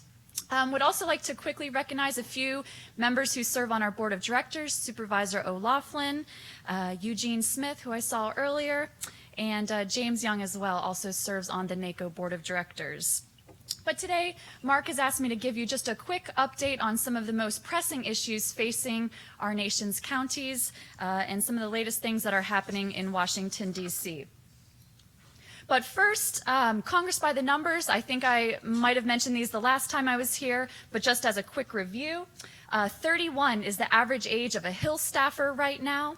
86 is the age of the oldest member of Congress currently serving right now, and that is Mr. Conyers, a Democrat from Michigan. 74 is the number of new members of Congress after the last elections. There are 262 new members of Congress since 2010, which is important. So in the last several years, almost half of the entire United States Congress has turned over. So still a lot of new faces that are getting used to all the processes and systems of Congress. And then finally, the number that we most care about that is really important for us as counties is 76. And that is the number of members of Congress currently serving that have prior county official service or some sort of service in county government, who really understand where we're coming from and some of what our key issues are. But we're faced with the elections again. It was interesting to hear the panel before me and some of their predictions. Many are feeling weary election after election. But the last midterm elections really did have a huge impact on the makeup of the United States Congress. Republicans took control of the Senate, as we all know, and picked up 9 seats for a total of 54 seats. Republicans also strengthened their control in the House, picking up 16 seats for a total of 246 seats. And Republicans now in the House of Representatives actually hold more seats than they have in the past 80 years. So again, a significant majority there. But when we look forward to this year's elections, things are really up in the air for the Senate. There is a good potential possibility that the Senate could switch back. In the House, all 435 seats will be up, but in the Senate, remember, senators have 6-year terms. Republicans have 23 seats up this go-round for the elections versus Democrats who only have 7. So again, Republicans have a lot more to lose in this particular election, where in the last election, the Democrats had more seats up. So it'll be interesting to watch to see what happens there. It's also really important for us as counties to be engaged now in the presidential elections. I don't know if you all have heard of our Counties Connect America initiative, but for those of you who are engaged in the presidential elections or working on campaigns or who know some of the candidates, we've created a number of tools and resources for you all to use to be able to communicate some of our key core county issues. And we've also created some information for the presidential campaigns and their staff to use to educate them on counties now, so that we're not kind of behind the track and behind the schedule when they're in office. Also last week we released an interesting podcast. If you're driving and are bored and have some time to listen, it's just a 5-minute podcast where we interviewed some of the Iowa county supervisors and other elected officials, talking about their perspective on things and kind of how important it is, again, to engage these candidates early on. But politically, as you've seen in the news over the last few months, the end of last year was really, really tough on both Senate Leader Mitch McConnell from Kentucky and then Speaker Boehner, who both were facing some really significant challenges within their own parties and caucuses. In the Senate, as you can see that slide, it's a little cartoon, but Senator Cruz was on the floor calling Leader McConnell a liar. By the way, Leader McConnell will be speaking at our upcoming legislative conference in D.C. in the next, I think it's in 3 weeks, which we're really excited about because he doesn't often give these types of speeches, so it'll be interesting to hear what he has to say moving forward. But over in the House, things got even worse for Speaker Boehner. And we really saw things heat up right before the August recess, where a member named Mr. Mark Meadows, a relatively new member from North Carolina, offered a very rare procedural motion called a motion to vacate the chair, basically trying to oust the speaker, and for the first time initiated an actual online campaign for anyone who wanted to across the country to vote to oust Speaker Boehner. So that was the first of these online campaigns that we had seen of this nature. One can argue that the speaker saw the writing on the wall, or he felt that it was his time to go. But regardless, he did resign and decided to retire and leave Congress. But before he left, he was able to clear the barn, as he kept saying, on a few key issues that were important to counties. First of all, he was able to get Congress to raise the debt ceiling. We'll talk about that in just a few minutes. He was also able to get Congress to agree on a budget deal, which set the funding levels for FY16, allowed Congress to wrap up the fiscal year 16 appropriations package, which was called the Omnibus, and also set those funding levels for this year as they start to write the FY17 annual appropriations bills. So that was pretty significant. And finally, he was able to get the major transportation package passed through the full House of Representatives floor. But when we look back at last year, out of the about 7,500 bills that were offered last year, there was only about 93 that were actually signed into law. And what was interesting about most of the bills that passed, especially the larger packages, is that they needed pretty significant Democratic support in both chambers to pass some of those major pieces of legislation. But as we know, even when both chambers have been able to find agreement on certain issues, we know that they've continued to find little common ground with the White House. In fact, a lot of the bills that both the Senate and House have been able to pass and agree to, whether it's some of our issues like Waters of the U.S., the EPA regulation that we've been fighting against, or some of the bills pertaining to repealing parts of the Affordable Care Act, those continue to see constant vetoes by the president. And remember, in order to override a presidential veto, each chamber needs to muster a 2/3 vote. And historically, it's very, very rare that a presidential veto is, Congress is able to change that.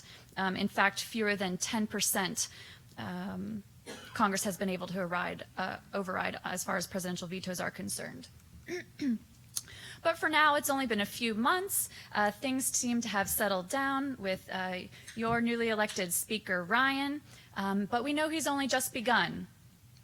He did take a fair amount of criticism for pushing through that major omnibus appropriations measure at the end of last year, right before the Christmas holidays, particularly because it didn't include a lot of things that some of the members of his party really wanted included, such as, again, repealing parts of the Affordable Care Act, defunding Planned Parenthood, addressing some of the Syrian refugee issues, and handling or stopping some of the latest environmental proposals coming from the Obama administration. But in October, when Paul Ryan announced his bid for Speaker, who can tell me what it was contingent upon?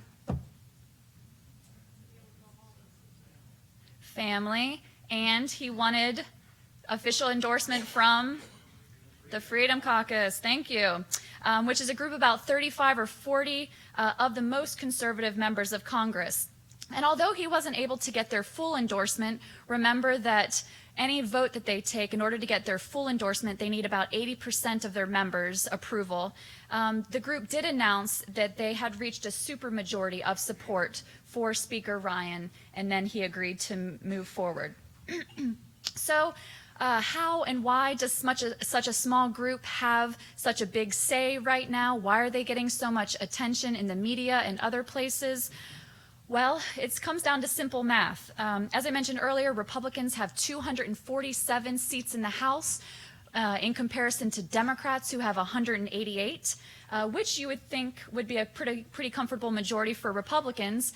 But if the 36 plus members of the House Freedom Caucus determine to stick together and vote in bloc against the House Republican majority leadership, that brings down the GOP's effective vote count to about 211, which is less than the majority needed to do any sort of major action in the House of Representatives. So again, if this group sticks together, they can really, really make a difference, and we've seen that on some of the latest votes, and particularly last year under Speaker Boehner's leadership. But Paul Ryan and Senate Majority Leader McConnell are facing some really tough issues that they continue to need to address, particularly a lot of our debt and deficit issues.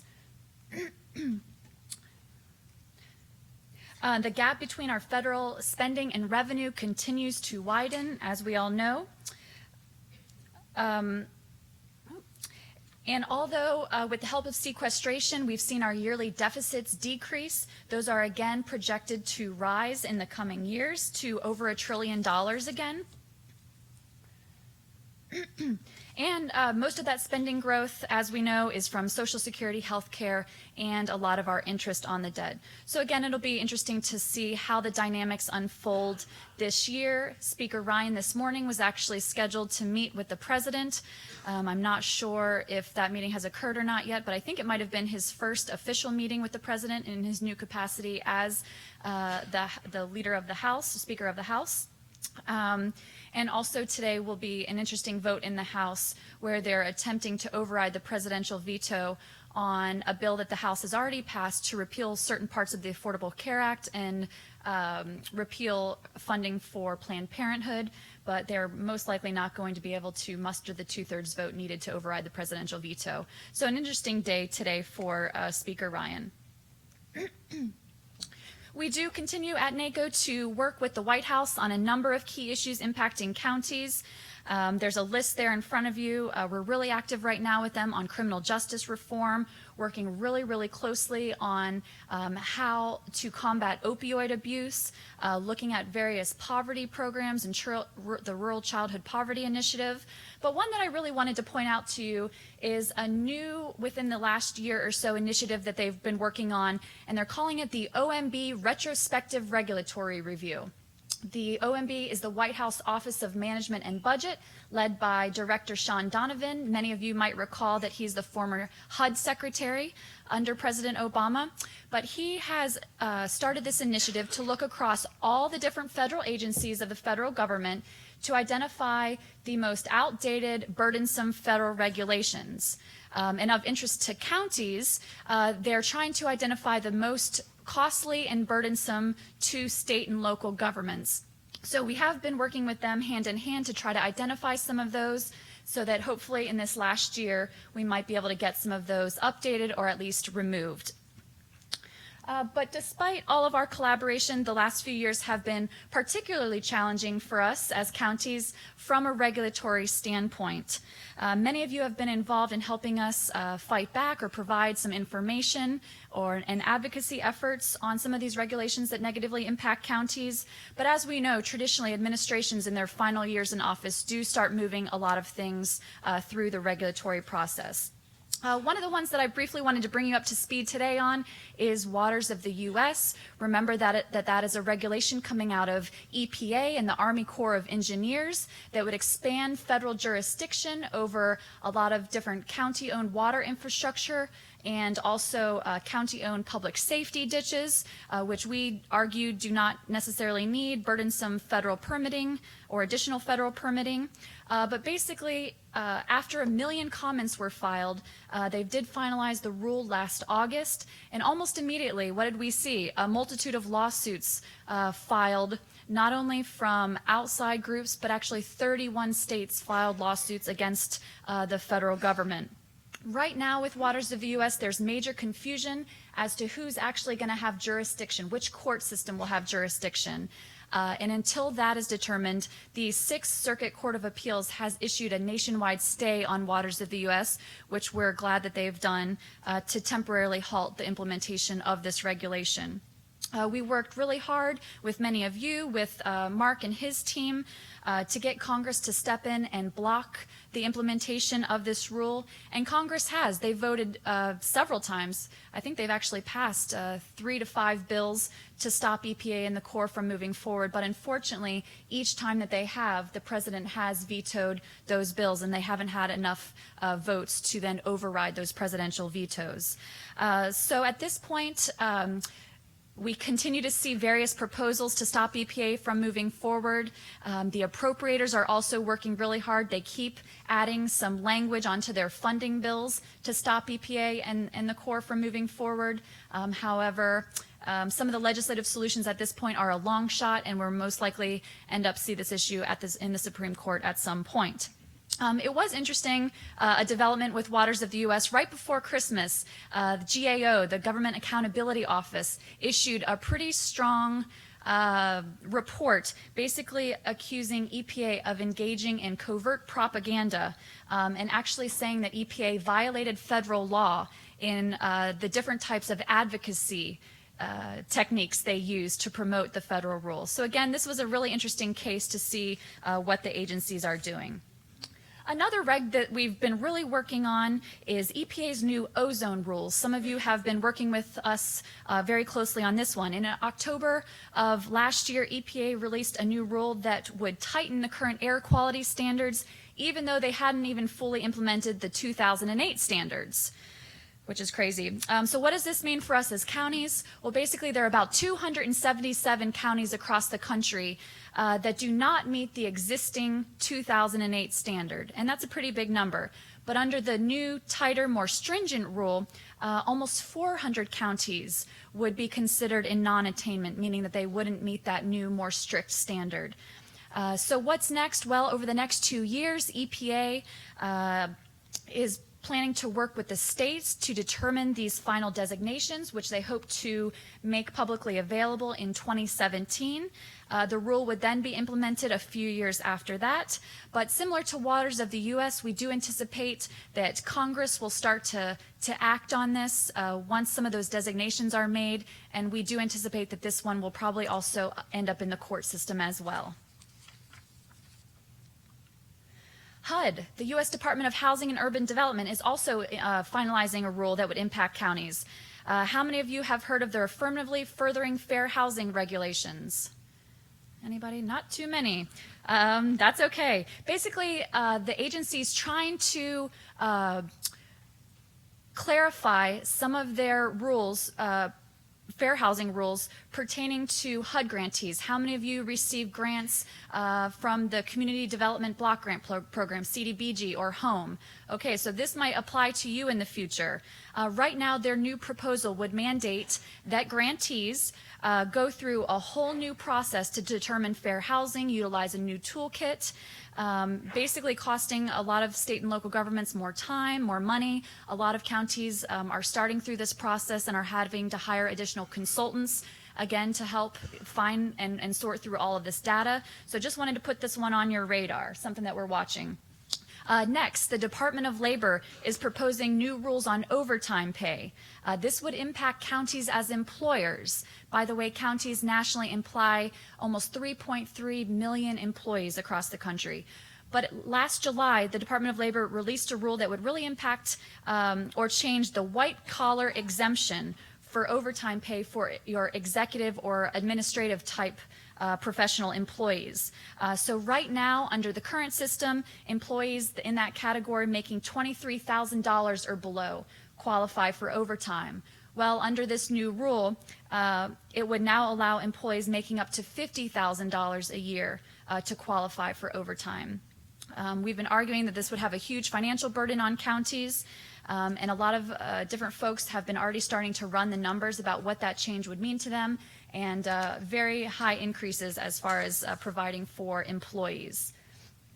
Another one that the Department of Labor is working on, they're working to implement the new workforce bill that Congress passed last year, the Workforce Innovation and Opportunity Act, which you might have heard of, which sets the policy for the nation's workforce system.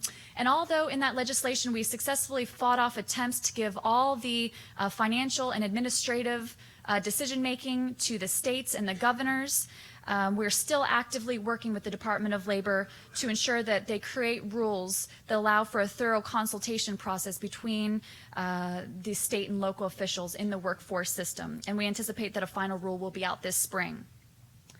The Department of Justice is working on a new rule that would require state and local governments to meet new disability accessibility requirements for your websites. This is not a problem for some counties, but there are a lot of counties that are struggling to keep up with different technology requirements. This new rule would potentially impact a number of features on your websites, including live streaming meetings, hearings, and other technical things. So just wanted to put that one on your radar as well. The Department of Justice will release this rule for public comment, hopefully early this year. And then finally, one other one that we wanted you to be aware of. President Obama recently issued an executive order that called for a review of the excess property program. Some of you might be familiar with this issue.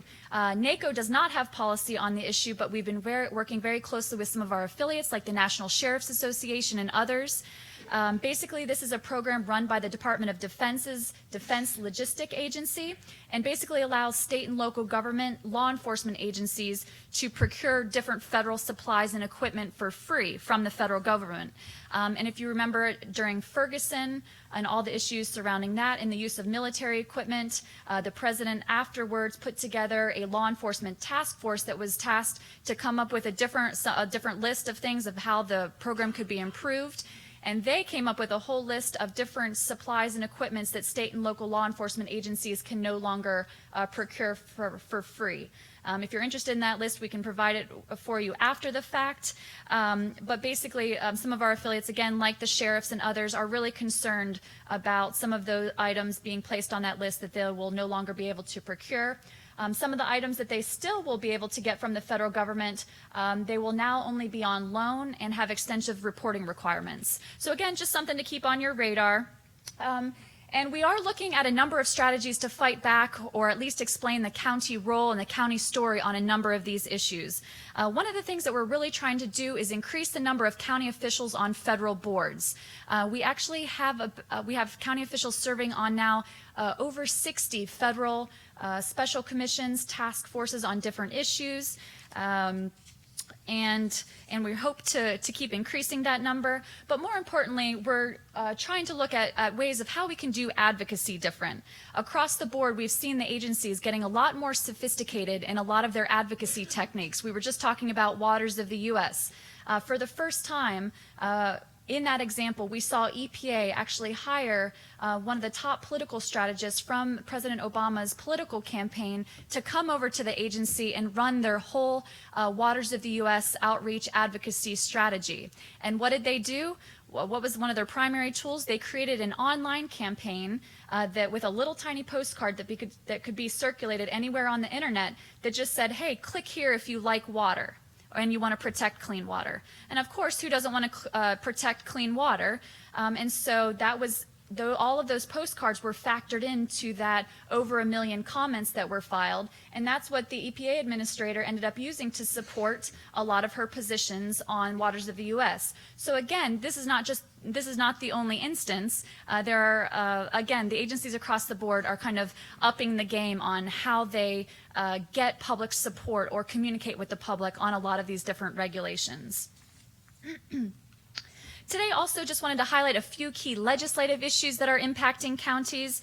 As I mentioned, over the last few months, Congress was able to complete some of their must-do, really imperative items before Christmas, and there were some major wins for counties. The debt ceiling deal, the debt was last raised in 2014 to $18.1 trillion. Our debt, by the way, is about $18.7 trillion right now, a little bit above, I think. All year last year, we saw the U.S. Department of Treasury using what they call extraordinary measures to keep us from defaulting on our debt as a country. And the biggest issue throughout last year was, would Congress grant the President and the U.S. Department of Treasury to be able to raise that debt ceiling without decreasing or doing some cuts to federal spending? And as we saw just a few months ago, Congress did agree to suspend the debt ceiling without major cuts in spending, and they suspended the debt ceiling through March of 2017. So hopefully we won't have to deal with a major crisis till that date, but it's definitely coming down the pipeline. And as you can see by this chart, how the debt ceiling has been increasing over the last few years. Under each president typically has to deal with raising the debt ceiling, although in recent years it's become a very difficult process with threats of government shutdown and all sorts of different things. But also really important to us as counties is that Congress was able to pass a comprehensive budget deal. As I mentioned earlier, let's face it, sequestration did work, even though neither party really liked it. Republicans wanted more funding for defense programs. Democrats wanted more funding for other discretionary programs. But in that budget deal, they were able to agree on a top-line spending limit for the federal government, which they hadn't been able to agree to. And that, again, set in motion the appropriators knew how much they could spend on the various annual appropriations bills. And again, this budget deal did raise that the level that they could spend. So we're not right now having to go through those very, very strict sequestration caps. Congress also did pass a major surface transportation bill. We heard that talked about on the earlier panel. They coined it the FAST Act, but again, it did have some really good solid wins for counties and local governments. We are very pleased, first of all, that it's a long-term 5-year bill. If you recall, the last bill before it, MAP 21, was extended 5 times in short-term intervals. Also, under MAP 21, counties took a huge blow. We took about a 30% cut in funding that would come down to counties and local governments for transportation funding. So this next bill, the FAST Act, we were actually able to correct that 30% cut to counties, which is really positive. County-owned bridges are now eligible for National Highway Performance Program, authorized at $116 billion over 5 years. The bill also increased the surface transportation program by about $3 billion over 5 years, which is the core program for local governments. And we were also able to preserve the set-aside for off-system bridges.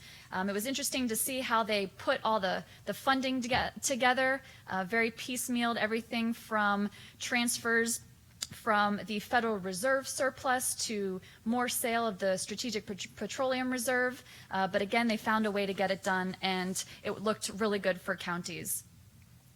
And then again, as I mentioned, we all kind of breathed a sigh of relief as right before Congress, right before Christmas, they were able to pass the major spending package, again called the Omnibus, prevented a government shutdown, which we were kind of concerned about.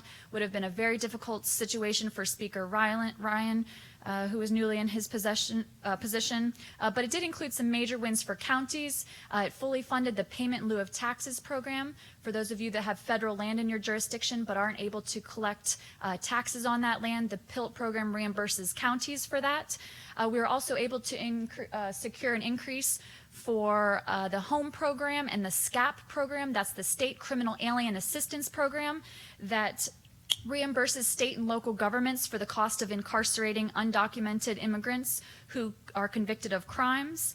And then also, we were very pleased that the Omnibus delayed for 2 years the new 40% excise tax, or the Cadillac tax, as some of you might remember it by, on employer-sponsored health care benefits that were about to kick in.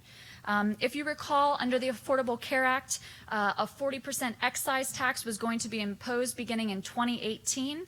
At NACO, we have policy that opposes the taxation of employer-sponsored health care benefits, as we feel that it's a way to maintain and attract a quality workforce. But again, that was postponed for a few years. But looking ahead, what's coming down the pipeline for counties in Washington? There's been a lot of talk about tax reform, different pieces of tax reform, comprehensive measures. Right now, tax reform is still on the table. It would be very difficult to do a comprehensive bill this year with an upcoming election, although we are definitely trying to be proactive because the committees are drafting the legislation now, and they'll have that ready in a moment's notice when the leadership feels that the time is right. Under tax reform, we're really still concerned about the tax-exempt status of municipal bonds. If you recall, since 2010, there have been many proposals to either cap or eliminate state and local governments' ability to use tax-exempt municipal bonds, which is a core way that we use to fund our infrastructure projects like hospitals, schools, roads, bridges. So we encourage you to continue to help us to be proactive and talking to your members of Congress about protecting municipal bonds. We continue to work on Marketplace Fairness Act. Remember that this is a bill that would allow state and local governments to collect existing sales tax from online or remote sales. This is not a new tax. There have been several bipartisan proposals that have moved through the Senate. Efforts have gotten constantly stuck in the House Judiciary Committee, but there are several proposals moving. Basically, our champions in Congress keep trying to get Marketplace Fairness Act attached to any moving proposal in Congress right now. They tried to get it attached to the debt deal. They tried to get it attached to the budget deal, the omnibus. So we're just continuing to try to work with them to move that one forward. Also, criminal justice reform is really hot right now in Congress. We see the administration and the president coming out with different proposals on criminal justice reform. We've seen a number of legislation introduced in both the House and the Senate that would tackle different parts of criminal justice reform. But I think as counties, our main focus needs to be to continue to educate our members of Congress on the role of counties in the criminal justice system. We were just at a meeting a few weeks ago meeting with the White House Domestic Policy Council and several of their top people that handle justice issues. And believe it or not, they were still confused about the role between state prisons and county jails. So again, and we've seen this widespread, so we would encourage you to continue to help us talk about the county role in criminal justice. But that criminal justice reform is definitely a real possibility for this year. That was just a quick snapshot of things. We're working on a number of other issues. Entitlement reform, it's being discussed and talked about. Medicaid, again, is it going to go anywhere this year? Most likely not, but we need to be prepared and proactive. Different cyber legislation is moving, endangered species, FEMA deobligation. How many of you have heard of that? Where if you've received a grant from FEMA for a disaster or other funding in the past, FEMA is now going through the receipts and looking at how you spent some of that money, and if they deem that you didn't spend it appropriately, they're trying to take that money back. So there's a number of things that we're looking at, but again, just wanted to highlight a few of those for you. But in closing, just wanted to reiterate that we have a number of tools available for you. We have these one-page fact sheets on a number of our legislative issues that you can download off of our website. Really good communication tools for your members of Congress. And please check out the County Explorer. Our research director, Amelia Strata, has done a great job with this new County Explorer, where all you have to do is go online, click on your county. There's hundreds of indicators that you can look to see how your county compares with other counties in the state or similar counties across the country. Also, you can download any of the county profiles on some of these legislative issues like Waters of the U.S. or endangered species or other things to check out how your county is faring in some of the numbers. And finally, I know a number of you serve on our legislative committees and other task forces, but if you'd like to be engaged with NACO or are attending the legislative conference and want to be involved in some of the meetings and be able to vote, just let us know, and we're happy to work with Mark and his team to get you signed up. And then in closing, I just wanted to share one more thing with you. I've only used this one time in a presentation, so I apologize for those of you who heard it that one time, but how many of you have heard the political spin on why the chicken crossed the road? All right. All right. Barack Obama, the chicken crossed the road because it was time for a change. The chicken wanted change. John McCain, my friends, that chicken crossed the road because he recognized the need to engage in cooperation and dialogue with all the chickens on the other side of the road. Hillary Clinton, when I was First Lady, I personally helped that little chicken to cross the road. This experience makes me uniquely qualified to ensure that right from day one, that every chicken in this country gets the chance it deserves to cross the road. But then, this really isn't about me. George Bush, we don't really care why the chicken crossed the road. We just want to know if the chicken is on our side of the road or not. The chicken is either against us or for us. There is no middle ground here. Dick Cheney, where's my gun?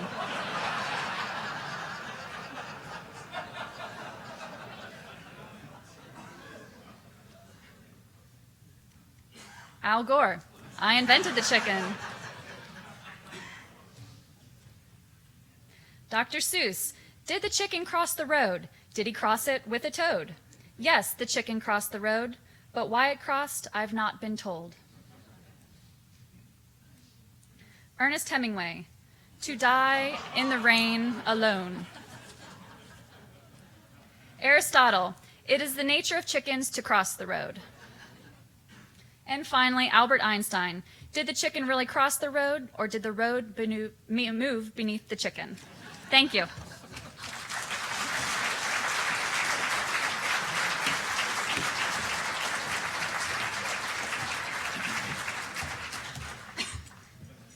Of the many takeaways from Deborah's talk with us, I think we can all agree that we're very happy that we have a National Association of Counties that is on top of all of these issues. And secondarily, we are so incredibly grateful that Deborah Cox and her team are the ones looking out for us. They're a great team, a great crew, and we ought to be very, very proud to be part of the National Association of Counties. All right, next up, okay, I want to chat with you a little bit about a topic that recently the Trends editors discussed. It's the redefining of the role of the federal government. There have been three times in our history where we have defined and or redefined the role of the federal government. I want to suggest to you today that we may be on the eve of a fourth redefining of the federal government in our nation's history. Of course, the first defining of the federal government occurred when we were in our infancy. And we should have some volume here. We should have a lot of volume here.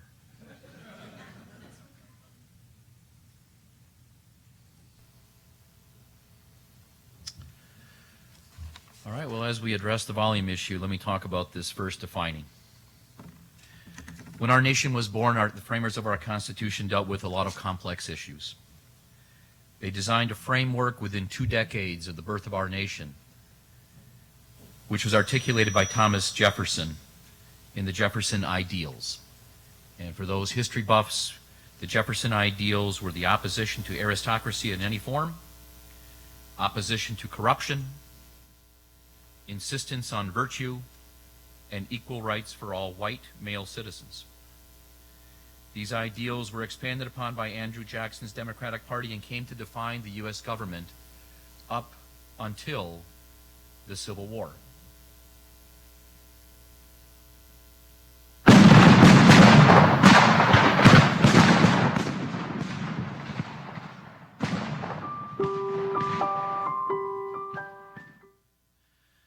The second defining of the federal government occurred with Abraham Lincoln, and among the many great things that Abraham Lincoln did, ending the Civil War, ending slavery, bringing our nation together, he also created a stronger central government, increased the power of the central government. In fact, after Abraham Lincoln and for many years thereafter, the business of the federal government was business. We had some major events occur to fortify or embrace that, highlight it. Teddy Roosevelt and his Square Deal and the 3 C's within the Square Deal, the conservation of natural resources, control of corporations, and consumer protection, fortified, highlighted the control, the stronger central government, as did Woodrow Wilson with the Federal Reserve Act, Federal Trade Commission Act, Clayton Antitrust Act, Federal Farm Loan Act, and right before Wilson took office, the 16th Amendment, which made clear that the federal government could impose an income tax. These were reforms, but they weren't redefinitions. They were enhancements to what Lincoln did, making the federal government a strong central unit. That strong, centralized form of government lasted until the 1930s.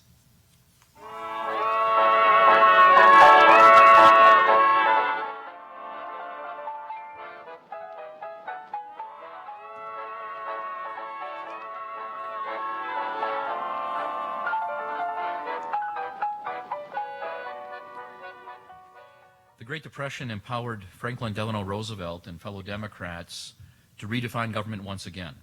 Just like Andrew Jackson codified the Jeffersonian ideals, so too did Lyndon B. Johnson with FDR's New Deal. And with FDR's New Deal and Johnson's Great Society, the federal government embraced the use of mass media to inform the masses that the federal government was present in almost every aspect of a person's life, from cradle to grave. Now, Ronald Reagan, with supply-side economics, advocating for a tax rate reduction, control of the money supply to curb inflation, and economic deregulation, did not redefine the federal government. It simply slowed down the vision that FDR and Johnson had. In each of our 3 defining moments or redefinitions of federal government, creating of our Constitution, Abraham Lincoln, the Civil War, and the Great Depression. Each time we've had a redefining, it was after a major event. We may be approaching a time today when the American people have become so frustrated, so, I guess, fearful of the dysfunction at the federal level, that they demand a change. Digitization and technology have modified the private sector in incredible ways. Yet our federal government has maintained this vertically organized structure that was like the giant corporations of the mid-20th century, which they themselves have changed dramatically. But as a federal government, we haven't. To note, in 2009, 67% of Americans said that they saw widespread government corruption. 67%. In a recent Gallup survey, that number changed to 75% of Americans saying that they saw government corruption. In 2003, 30% of Americans said that they saw the federal government as an immediate threat. By the end of the George W. Bush presidency, it was up to 39%. Today, we're at 49% of Americans saying they view the government as an immediate threat. When asked, what does immediate threat mean? Americans say the federal government is too big. The federal government is too powerful. The federal government has too many laws. The federal government violates freedoms and civil liberties. And that there is too much government in people's private lives. On this question, whether Americans trust the government to handle international problems, in 2001, 88% of Americans trusted the government to handle international problems. Today, that number is 45%. This mistrust in government handling international problems creates tremendous obstacles and difficulty as our federal leaders try to address issues like Soviet tensions or conflicts in Afghanistan, Iraq, Syria, or the rise of ISIS. In response to whether Americans trust the federal government to handle domestic issues, in 2001, 77% said they trusted the government to handle domestic issues. Today, that number is 38%. And seemingly, the federal government gives us almost unlimited, limitless fuel to believe that we are in a dysfunctional environment. To note, while we have the Affordable Care Act, and under our current administration, there is no chance that we would not have the Affordable Care Act, nonetheless, Congress has voted 60 times to overturn it. On Social Security, we know we have a problem. We've known it for 50 years. It's one of the easiest problems for us to address as a nation, yet we have failed to grapple with it. We've talked about it, we have failed to resolve it. Medicaid continues to eat up an enormous amount of the federal budget with really no end in sight. Medicare is facing serious challenges given the demographics of our nation. And with any medical advance whatsoever, it's going to get even worse. In October of 2013, in regard to the federal debt ceiling, we actually shut down the government for 18 days, closed, locked the doors, shut it down. The national debt that we count is $18.9 trillion. What we don't count is in the 70 trillion plus, but the amount we count is $18.9 trillion. Our entire economy is $18.6 trillion. On transportation infrastructure, 15 times Congress has put a Band-Aid strung together with string or put bubble gum on the Highway Trust Fund. 15 times over a 10-year period. Just recently, we have what you might call a somewhat of a long-term fix. And the list goes on and on and on. The next redefining of the federal government may well be a result of seemingly or actual dysfunction at the federal level and an incredible frustration on the part of the American people. What might it look like? Well, the next redefining of the federal government might begin to look something like this.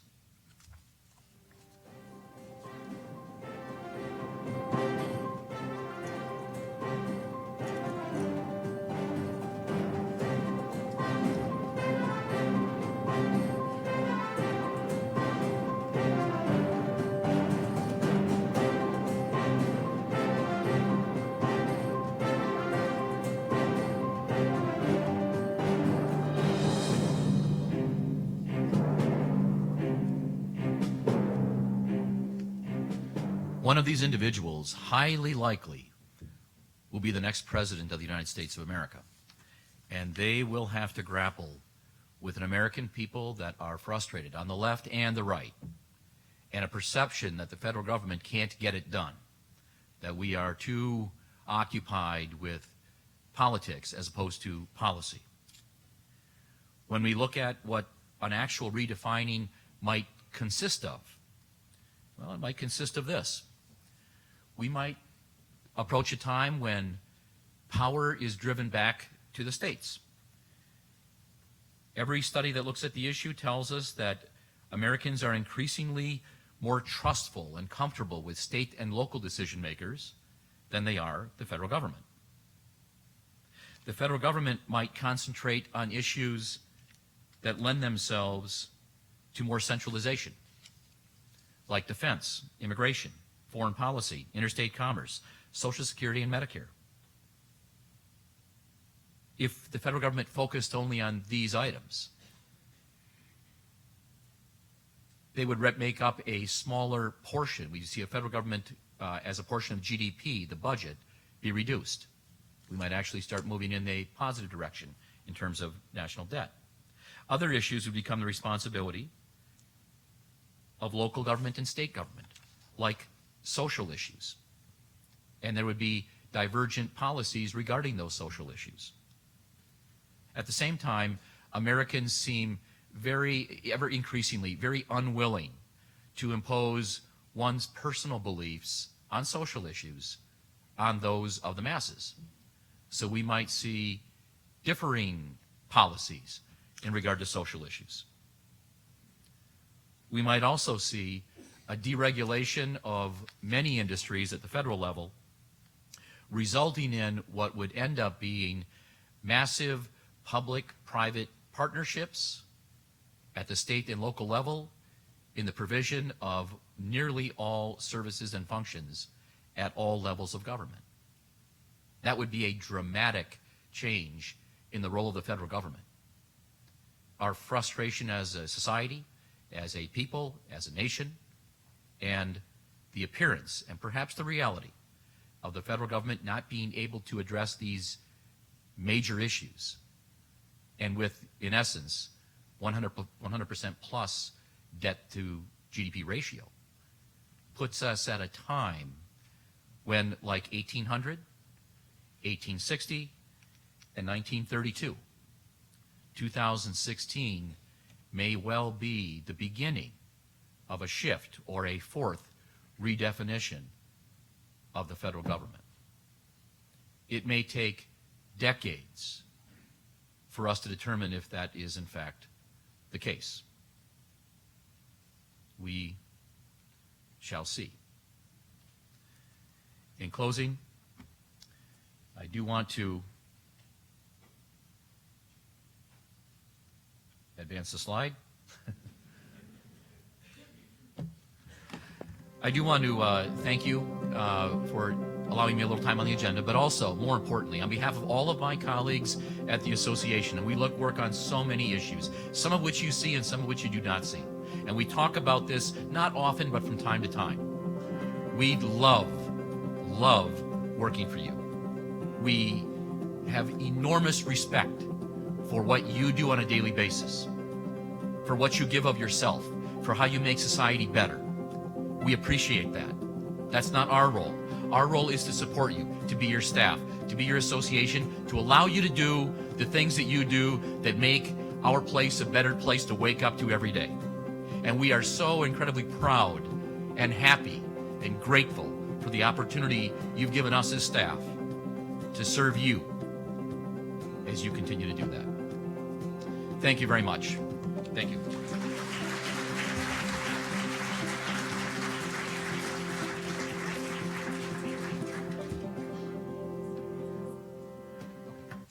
All right, next on the agenda, we have two very, very good friends of ours. And I'll introduce them both at the same time, and one will speak after the other. We have with us Dean Rick Clemmie, who is Dean of UW Extension. I've known Mr. Clemmie many, many years, and as all of you know, counties and Extension have a tremendous partnership. Extension really embodies the Wisconsin idea and is in every corner of this state. At the same time, times are changing. And we as institutions, all institutions, government, the federal government especially, state government, county government, and our education institutions need to adjust, adapt. Mr. Clemmie is part of that adaptation. Our first speaker, however, is Chancellor Cathy Sandeen. I have known Ms. Sandeen since just before she came to Wisconsin. She is Chancellor of 2-year colleges and Extension, and quite frankly, one of the smartest people I've ever had the pleasure of knowing. Change, modification, adaptation is never easy. It takes leadership, it takes conviction, it takes belief, and it takes know-how. Fortunately for all of us in Wisconsin, Chancellor Cathy Sandeen has all of that. I would ask you to join me in welcoming to the podium Chancellor Cathy Sandeen.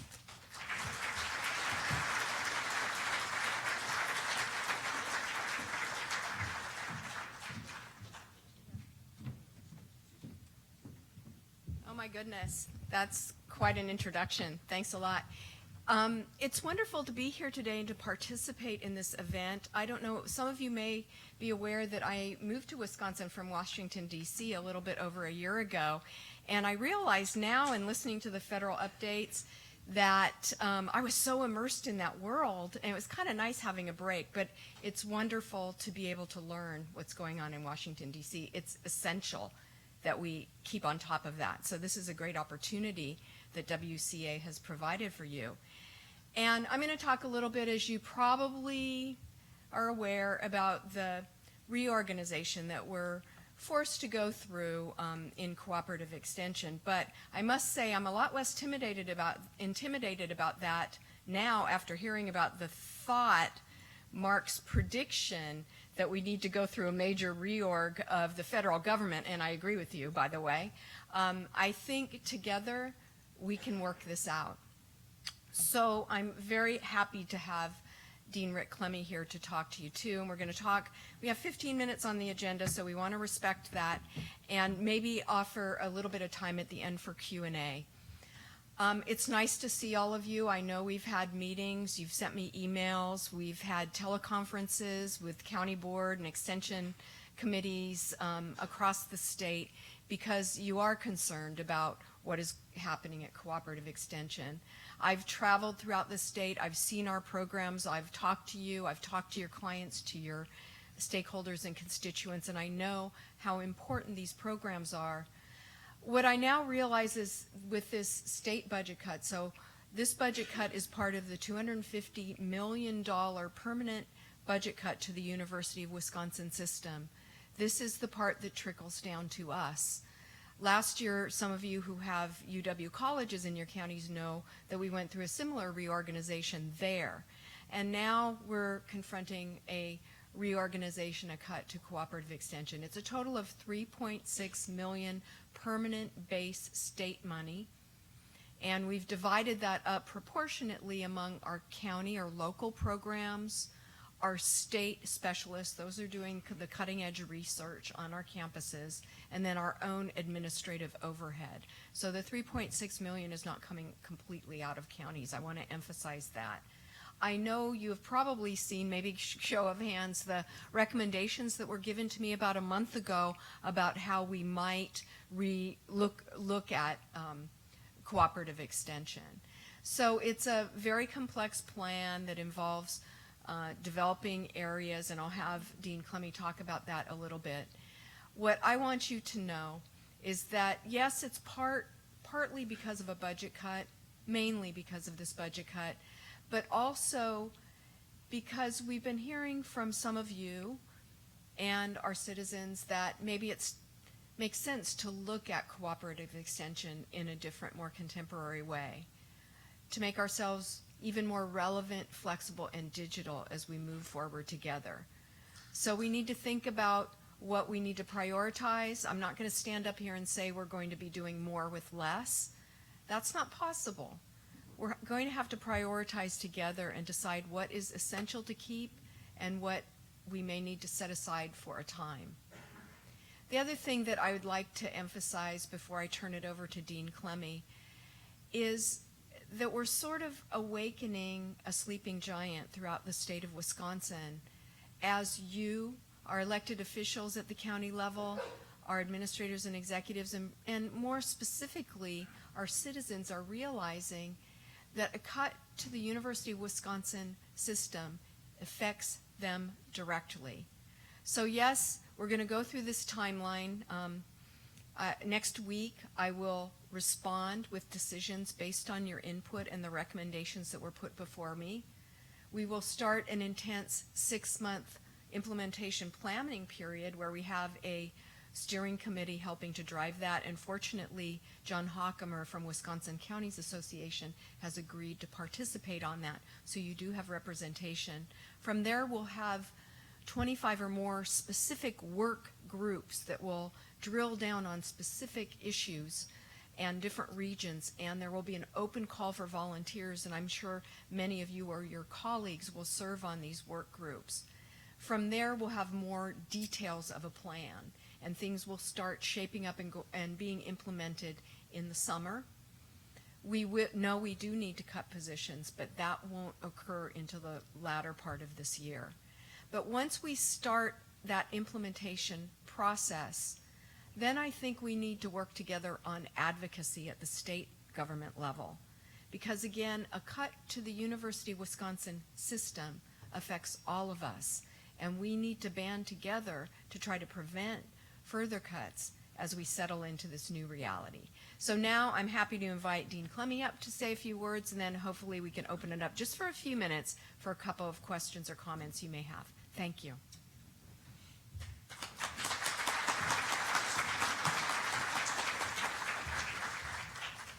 Well, thank you, Kathy, and welcome to this conversation today, an ongoing conversation that we've been having with you in various ways and will continue to have with you over the next several months. As Chancellor Sandin indicated, we're at the point now that we really are getting into what I would call the weed work of actually getting at the many interrelated details that go into reorganizing an organization as complex, integrated, and far-reaching as cooperative extension is throughout the state. We are starting from a strong place. We have strong working relationships with virtually every county in the state. We work with tribal nations. We have strong and useful and productive investments on our campuses, and trying to reorganize that in a way which, as Chancellor Sandin indicated, will continue to increase our ability to be relevant, flexible, and digital in a way which is has a variety of components to it. It involves, sure, online education, but it involves video conferencing, social media, and not forgetting that we're still a relational organization in cooperative extension in particular. Last year, we had over 2,000 partnerships that we conservatively reported as throughout the state, for example. So as we move into this planning process, obviously you have seen a copy of the map. The map has been developed via a well thought out process of our regional directors. We have received your input. We acknowledge that. We're reading that. We're absorbing it. And we're looking at what that can mean for us in the future. And that will be part of the report back that Chancellor Sandin will be sending out mid next week. more or less. A lot of questions have come up. I've had a chance to visit with county committees, either separately or Bob in conjunction with 4 county extension committees. That was a bit intimidating, by the way. Having you all there to talk with us about our future with you in cooperative extension. And the question continuously comes up, how can we be involved? Chancellor Sandine has pointed out the opportunity to be part of planning work groups. Some of those are more relevant to county staffing than others, and you'll have the opportunity to look at those. It's also important that we continue to engage with you via our regional directors, our county department heads, to keep you involved in reacting to, providing input to how we reorganize to be successful and sustainable in the future. This could involve and will involve, I believe, lots of conversations of county committees that will need to work together in our proposed areas. This will involve the opportunity perhaps for focus groups and other kinds of way of collecting data. We could go on, and I could go on quite a bit about the details. However, I would rather to have Chancellor Sandine and I respond to questions and comments that you have. I know that Cheryl had some mics that were being made available. I can't see well in the bright lights up here, so I will welcome Kathy to the podium, and we will attempt to address questions and comments as you have them. Any burning questions out there? 1 or 2, we probably have time. Raise your hand, we'll get a mic over to you then. We have one here and then here. I'm Helen Nagler, and I'm the chair of the Outagamie County Board. And I've been talking with the chair of the Winnebago County Board. When we looked at the map and we were considering communities of interest, we were wondering why, because there's so much back and forth with Waupaca County and Outagamie County, including a sharing of a city, why we weren't together in that map. Because having run a community clothes closet in that community, and 12% of the people using it were from Waupaca County, and the service provision is in Appleton, which is the largest city in Outagamie County. We cannot understand that. Is there a chance to change it? Thanks. That's a great comment and very important. And I have heard that comment before and similar comments. How the boundaries were determined were mainly by our regional directors and program directors, along with our county educators who are immersed in what's going on, and there were various different criteria that were used to determine that. One thing I want to make clear is these are administrative areas mainly, and to a certain extent programming areas, but we still expect there to be collaboration and connection outside of those boundaries. And I'd like Rick to see if he has anything particular to say on this. I think you hit the key feature here. When we've had conversations with counties and we've asked them about their working relationships across county boundaries, they're all over the place. There are no fixed boundaries. Sure, there are share agreements that you have when you have a city or municipality that you share, and there are agreements that you may have with Health and Human Services in the areas that are providing services in the state, and you can go on and on. Jefferson County, I think, indicated probably 15 different combinations. So at some point, we wanted to make sure that, A, we could define well-defined administrative units where you, as county extension committee members and supervisors, will be part of an area advisory committee to work collaboratively together and to be able to access resources perhaps better than we can now by having access to resources across areas and across the state. Programming relationships should be basically without boundary. One more question. I know I want to keep us on time, so go ahead, please. My name is Mark Abels-Allison. I'm the county administrator with Bayview County. I know we've talked a little bit via email. First off, I want to thank both Chancellor Sandine and Dean Clemmie for this dialogue. That said, Bayview County specifically, and I know many other counties in the state, have very minimal UW presence in our communities. We greatly value the UW presence and specifically the extension presence in our community. And we're struggling with the idea that there'll be a reduction. And I guess that the topic that I want to stress is that the very low UW presence in some of our communities is a great concern. We don't have a 2-year college in our community. The closest 4-year college is over 60 miles away. The distances that we have between our communities, as some of the largest counties in the state, is also a struggle. So losing even 1 or 2 extension agents for us is a huge issue. And I know each county has their individual issues. That is continuing to be a major concern for our region. Well, thank you for that, and I know each county has its own story in a different way. Well, one thing I've learned as I've gone around is we can do a better job of tapping into our statewide resources. So, for example, I think it was Jefferson County, I heard a story about a farmer who had a problem with a certain fungus, and he took a photo of that and sent it to his county ag agent who didn't have any experience with that, but knew there was someone way up in the corner of the state who did that, and he sent the photo and they got the information right away. So I think we're going to need to think about how we provide services, especially to our larger and more rural counties, in this way. We need to capture that strength and tap into it and build a network. Preserve what we need to do on a face-to-face basis, but the question that you bring up is something that we wrestle with every day as we started this process. Just to add to that, I think it's important to recognize that we have the similar conversations. I'm sure Willie Johnson could give me an earful about our ability to work with urban communities across the state. I've already got the earful from the Agricultural Coalition, who are concerned about the loss of capacity on the Madison campus in terms of agricultural state specialists who serve those commodity areas well. So you can see the phrase I used, Bob heard this too often probably 2 weeks ago, striking a balance is really important for us, and that input is really all this input that we received. How many? Over 400? Close to 1,000 at this point. Okay, I'm close to 1,000 comments.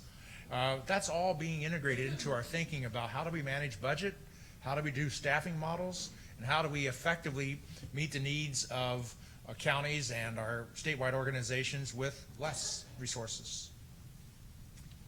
And Mark says we do have time for one more question. Sir? Thank you very much. This is for Dean Clemmie.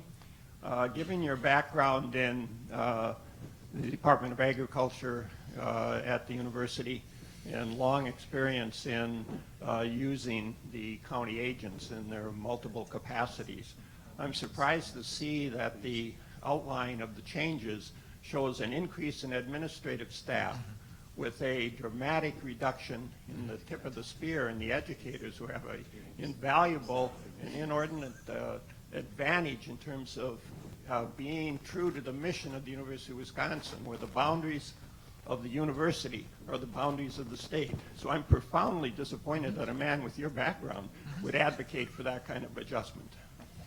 Thank you for that insightful question. So this is been a tough issue for us too. So the way we look at it is we have 72 counties, each with a department head, each of them probably spending anywhere from around, say, 30% of their time on being a department head. When you add that up, that's equivalent to 20 to 25 FTEs that we are currently funding out of faculty lines that should be doing programming.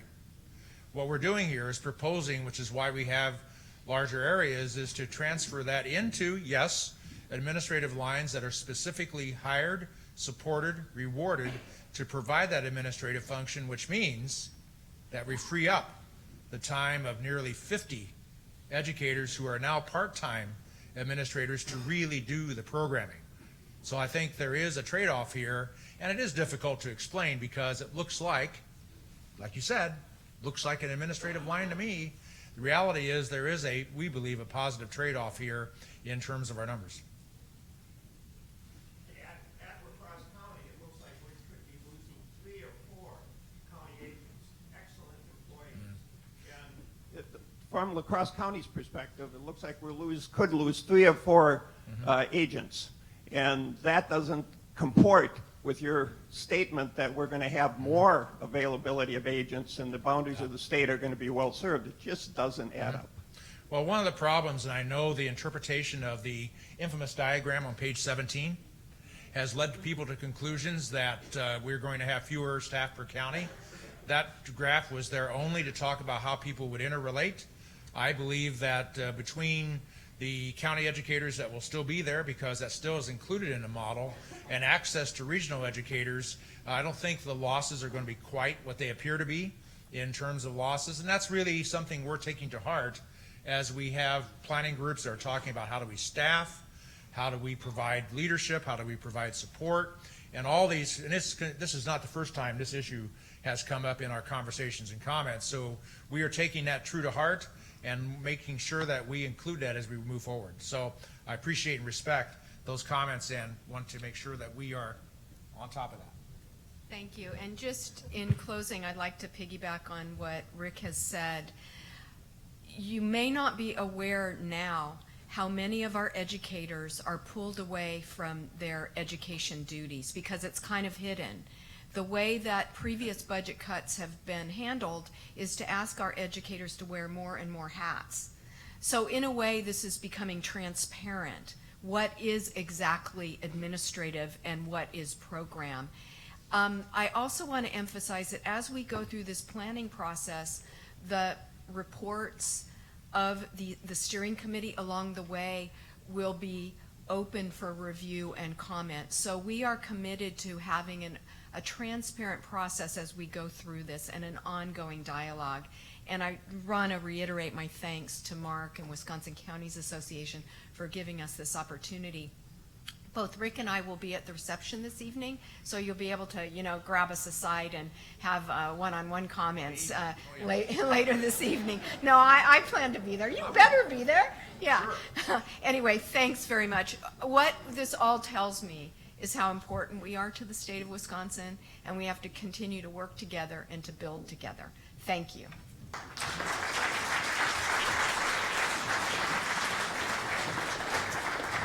And thank you, and I'd be remiss of acknowledging Chuck Law, the head of the Local Government Center. As you know, the Local Government Center is a key resource to towns and counties and municipalities across the state. And that example, again, this is part of the difficult challenge we have, is how do we continue to provide those kind of educational services to you as well. So, again, thank you, and look forward to seeing you this evening. Not that I'll get to eat very much, but I look forward to visiting with you all.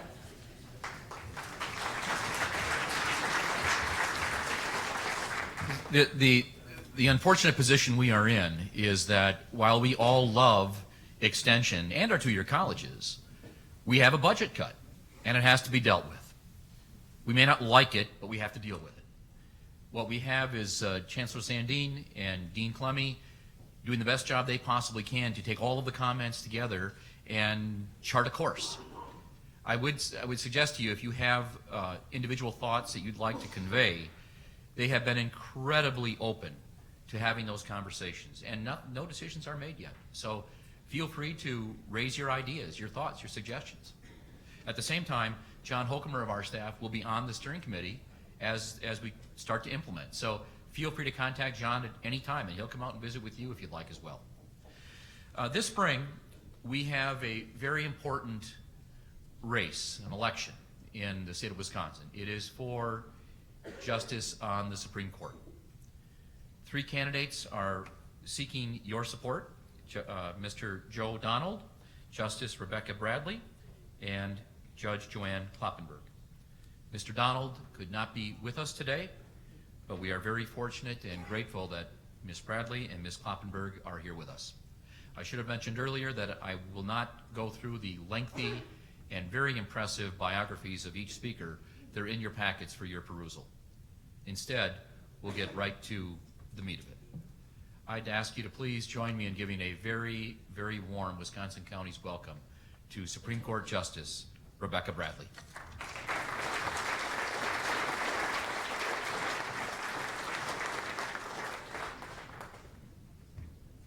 Good morning, everyone. I'm really delighted to be here this morning and to have the opportunity to tell you more about myself and my background and my work in the court system for the state of Wisconsin.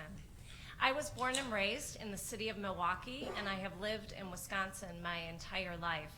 I earned my undergraduate degree in business administration and business economics from Marquette University, and I attended the University of Wisconsin Law School, where I earned my law degree. I started practicing law with the law firm of Hinshaw and Culbertson in Milwaukee. I represented medical professionals and doctors in malpractice actions. I represented attorneys in malpractice actions, and I also handled product liability litigation, wrongful death, and personal injury litigation. I then joined the law firm of White Hirschbeck Dudek. I was there for on and off for 12 years, and I handled general civil litigation and commercial litigation in a variety of industries. I developed a specialty practice in technology law, which led to an in-house counsel stint with a company then called Red Prairie Corporation, now known as JDA Corporation. I was vice president of legal operations for that company, and it was an interesting experience for me coming from a litigation background to kind of put on a bit of a business hat within the legal and business world. I decided, though, that I missed litigation. I helped keep the company out of litigation during my few years there, so I returned to White Hirschbeck Dudek, and for the next 5 years had kind of a split practice between litigation and business transactional work in a variety of industries. During that time, I became an American Arbitration Association arbitrator, and as much as I enjoyed taking one side of an issue or a case in litigation, I also found that I enjoyed being the decision maker, and that got me thinking about a career in the judiciary. So when there was a vacancy in the Milwaukee County Circuit Court, I made myself available for an appointment to that seat and was really honored when the governor appointed me to serve the people of Milwaukee County. I served in children's court, where I handled cases involving termination of parental rights, children in need of protection or services, and juvenile delinquency matters.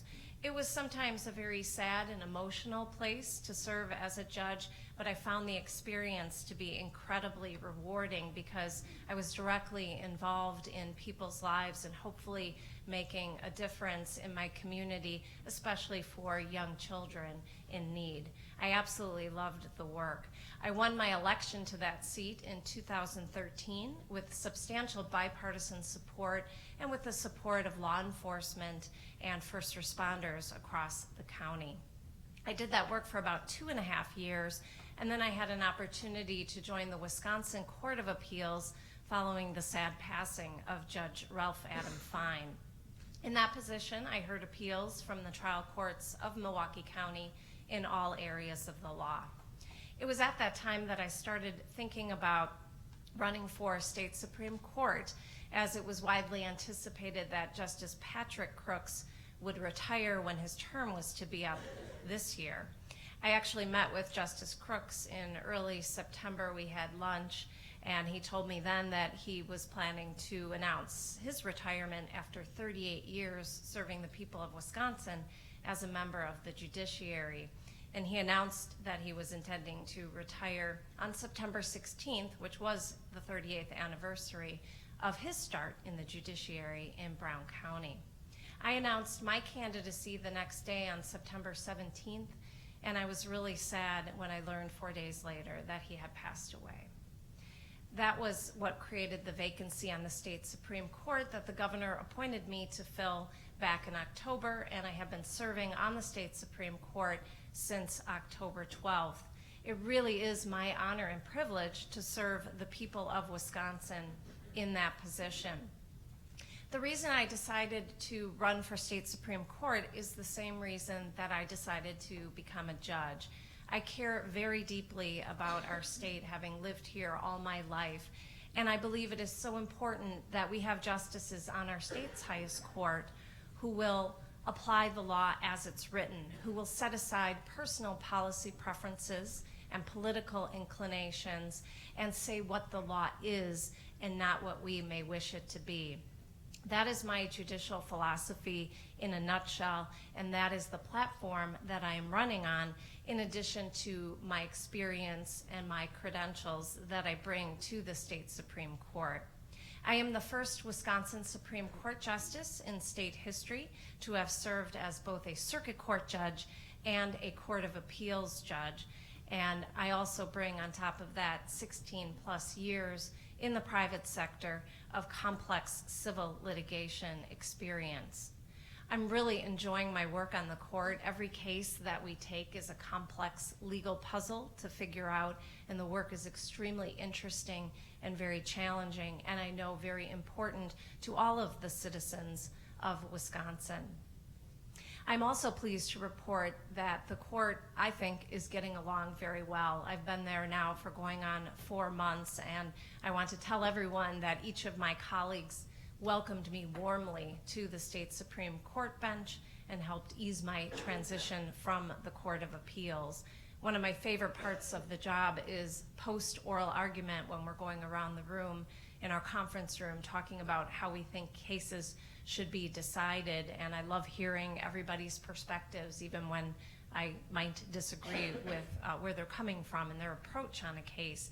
But all of those conversations that we have are all very positive, collegial, and professional. On that note, I think I'm also bringing something very positive to the court, which is my easygoing and calm judicial temperament and my personal demeanor. In my 20 years in the legal and judicial professions, I have always gotten along very well with all of my colleagues, even opposing counsel in the heat of battle in the courtroom. It's just my personal nature, and it's also the judicial temperament that I'm bringing to the state Supreme Court. I'm running on my experience, my background, and my credentials, and I'm also running on my judicial philosophy. I think there are different judicial philosophies out there, but the principles that I apply to the decisions that I make are the same principles regardless of the law that I'm looking at, whether it's constitutional law, statutory law, or applying the common law of the state. I apply the same principles, which is to look at the law and apply the text of the law as it is written and not let my personal inclinations enter into my judicial decision making.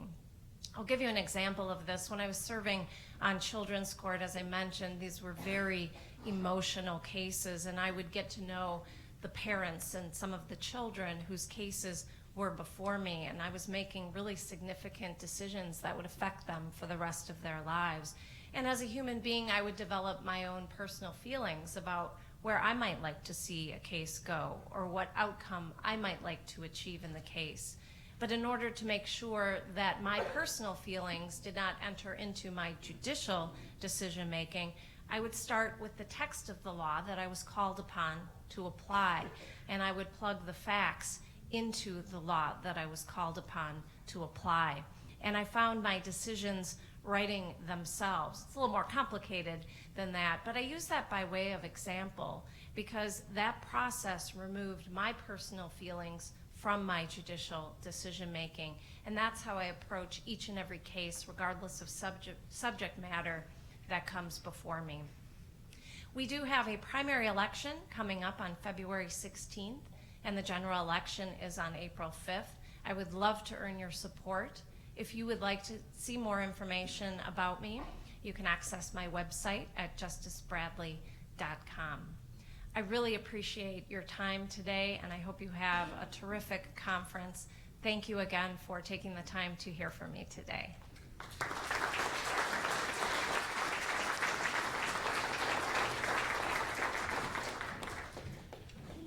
Also seeking a seat on the Supreme Court, we are very happy to have with us Judge Kloppenberg? Judge Kloppenberg? Please join me in welcoming Judge Kloppenberg. Thank you.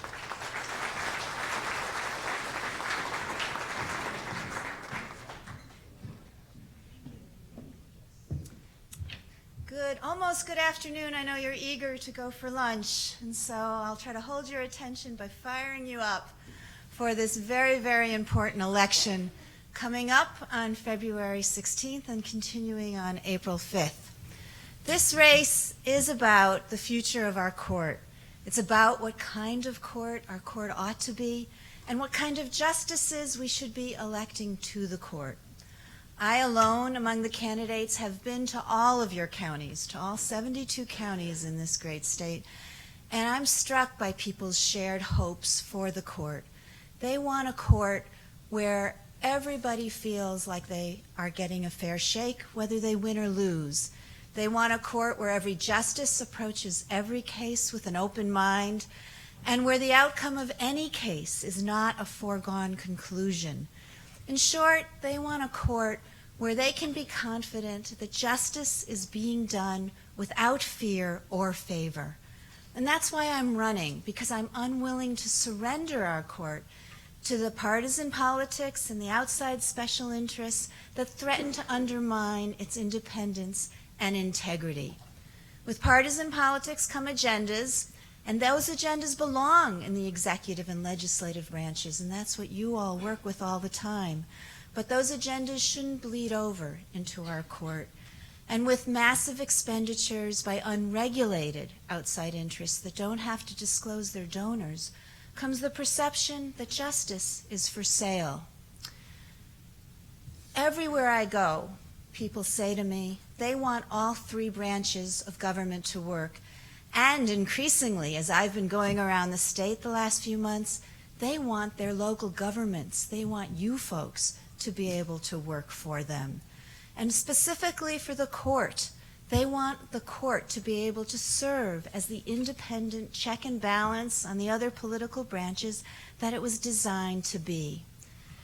Together, we can make sure that the court works for all people of Wisconsin. This election provides us with the tremendous opportunity to choose a new justice for our court. The stakes are high and the choice is clear.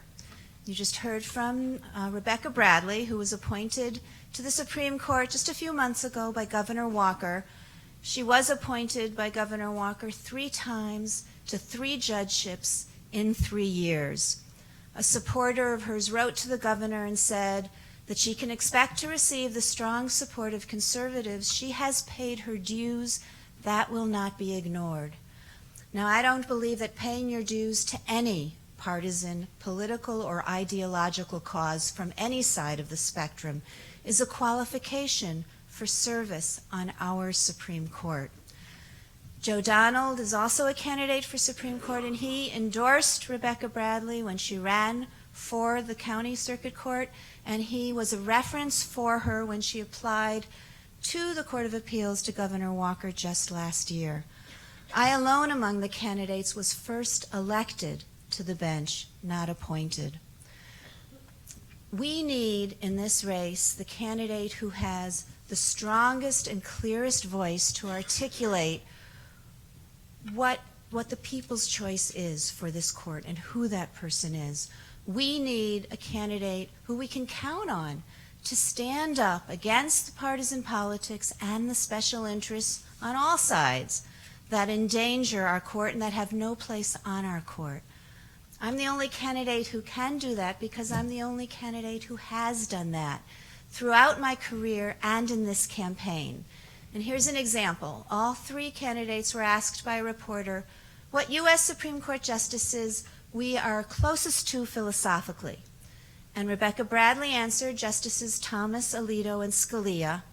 I answered Justices Ginsburg and Sotomayor because they are trailblazers for women who would like to follow in their footsteps as lawyers and judges, and because they seem to share my view of the Constitution as protecting individual rights and promoting a more equal and fair society. I also named Justice Kennedy because I respect his ability to form coalitions on the court. Judge Donald refused to answer the question, and we can't make change happen by refusing to say what we stand for and who we are. We also need the most qualified candidate in this race, and I am head and shoulders above both candidates in terms of my judicial and legal experience.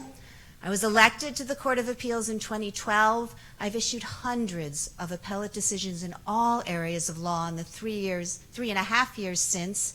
I'm one of 16 judges on the Court of Appeals. Together we handle about 3,000 cases a year. I am the presiding judge in my district, which sits in Madison, but we get cases from all over the state. I have great respect for my colleagues, even though we don't always agree, and I'm honored that they chose me to be the presiding judge after only 3 years on the bench. Before I was elected to the Court of Appeals, I was an Assistant Attorney General at the Department of Justice for 23 years. I represented the people of Wisconsin in circuit courts around the state and argued many, many times in the Court of Appeals and the Supreme Court, and did the same in the federal courts at all levels. I handled all different kinds of cases, environmental, administrative, appellate, all aspects of civil litigation. I had the longest civil trial in the history of DOJ in Fond du Lac. And I was hired by Attorney General Hanaway through a civil service exam, and I served under 4 attorneys general from both parties. We also need a candidate who has greater experience in the legal community. I am now on the board of WISTAF, which is a foundation that gives grants to agencies that provide legal services to low-income folks and victims of domestic violence. Before I became a judge, I was on the board of Legal Action on what used to be called the Task Force for Battered Women, and on my neighborhood association. I've been teaching at the University of Wisconsin Law School since 1990. I'm a volunteer mentor for new lawyers and for law students. I was a volunteer lawyer in our foreclosure clinic here in Dane County, and a volunteer mediator in family law cases, helping people at those difficult times in their lives. Before I went to law school, I served in the Peace Corps for 3 years in Africa and Botswana, planning and obtaining international financing for rural development projects around the country. Returned and started 2 branches of the Federal Nutrition Program for women, infants, and children in 2 poor rural counties. I was a county employee in upstate New York. Moved to Madison in 1985, where we've lived in the same house and raised our 3 kids here. I went to law school right away with two of the oldest kids, working my way through with jobs and fellowships. Interned for Justice Shirley Abrahamson on the Supreme Court, worked on special projects with the late Professor Gordon Baldwin in First Amendment law. Graduated with honors and awards and clerked for Chief Judge Barbara Crabb in the federal court before joining the Department of Justice. I chose the law because I value its power and its potential to be a force for positive change, and I chose to work at the Department of Justice for the opportunity to serve the interests of all of the people of Wisconsin and work on cases that would have direct and positive impacts on all of our lives. We also need a candidate who knows what it takes to run a statewide race. As you all know, I ran in 2011, got 750,000 votes when we had the highest turnout ever in a Supreme Court race. I am building on that base now. I alone have been to all 72 counties. I alone have people publicly endorsing me from every county in the state, from Congressman Obey up north down to civil rights pioneer Vel Phillips in Milwaukee. I have grassroots groups of folks hard at work for me around the state, working to get the vote out on February 16th. Several people coming in today said they saw my signs, my homemade signs, all along 39 and 51 between here and Wausau. No other candidate can match the breadth and depth of my judicial and legal and life experience. No other candidate has my proven track record as a fair, thoughtful, independent, and impartial appellate court decision maker. No one reading the decisions that I have written can say, oh, this was a conservative judge or this was a liberal judge. Rather, I go where the facts and the law take me to answer the question that's asked by the parties, rather than deciding ahead of time who I want to win or what question I want to answer. We need someone like me who has learned as an appellate court judge to be focused and disciplined and principled in her approach to the law.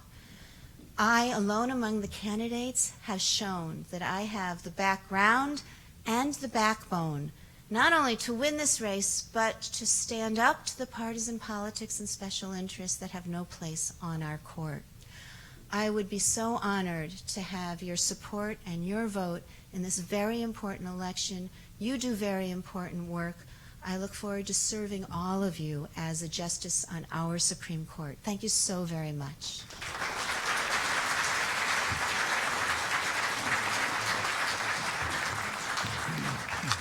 Thank you, Judge Kloppenberg and Justice Bradley. It was a few years ago that I had an opportunity to be in a small group session at the National Press Club in Washington, D.C., and one of our speakers was Antonin Scalia, United States Supreme Court Justice.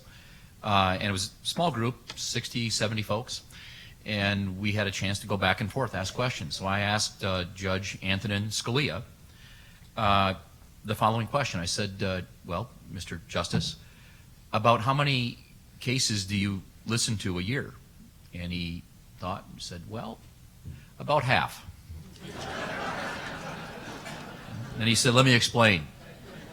When it gets to the point of oral arguments, we pretty much know where we are.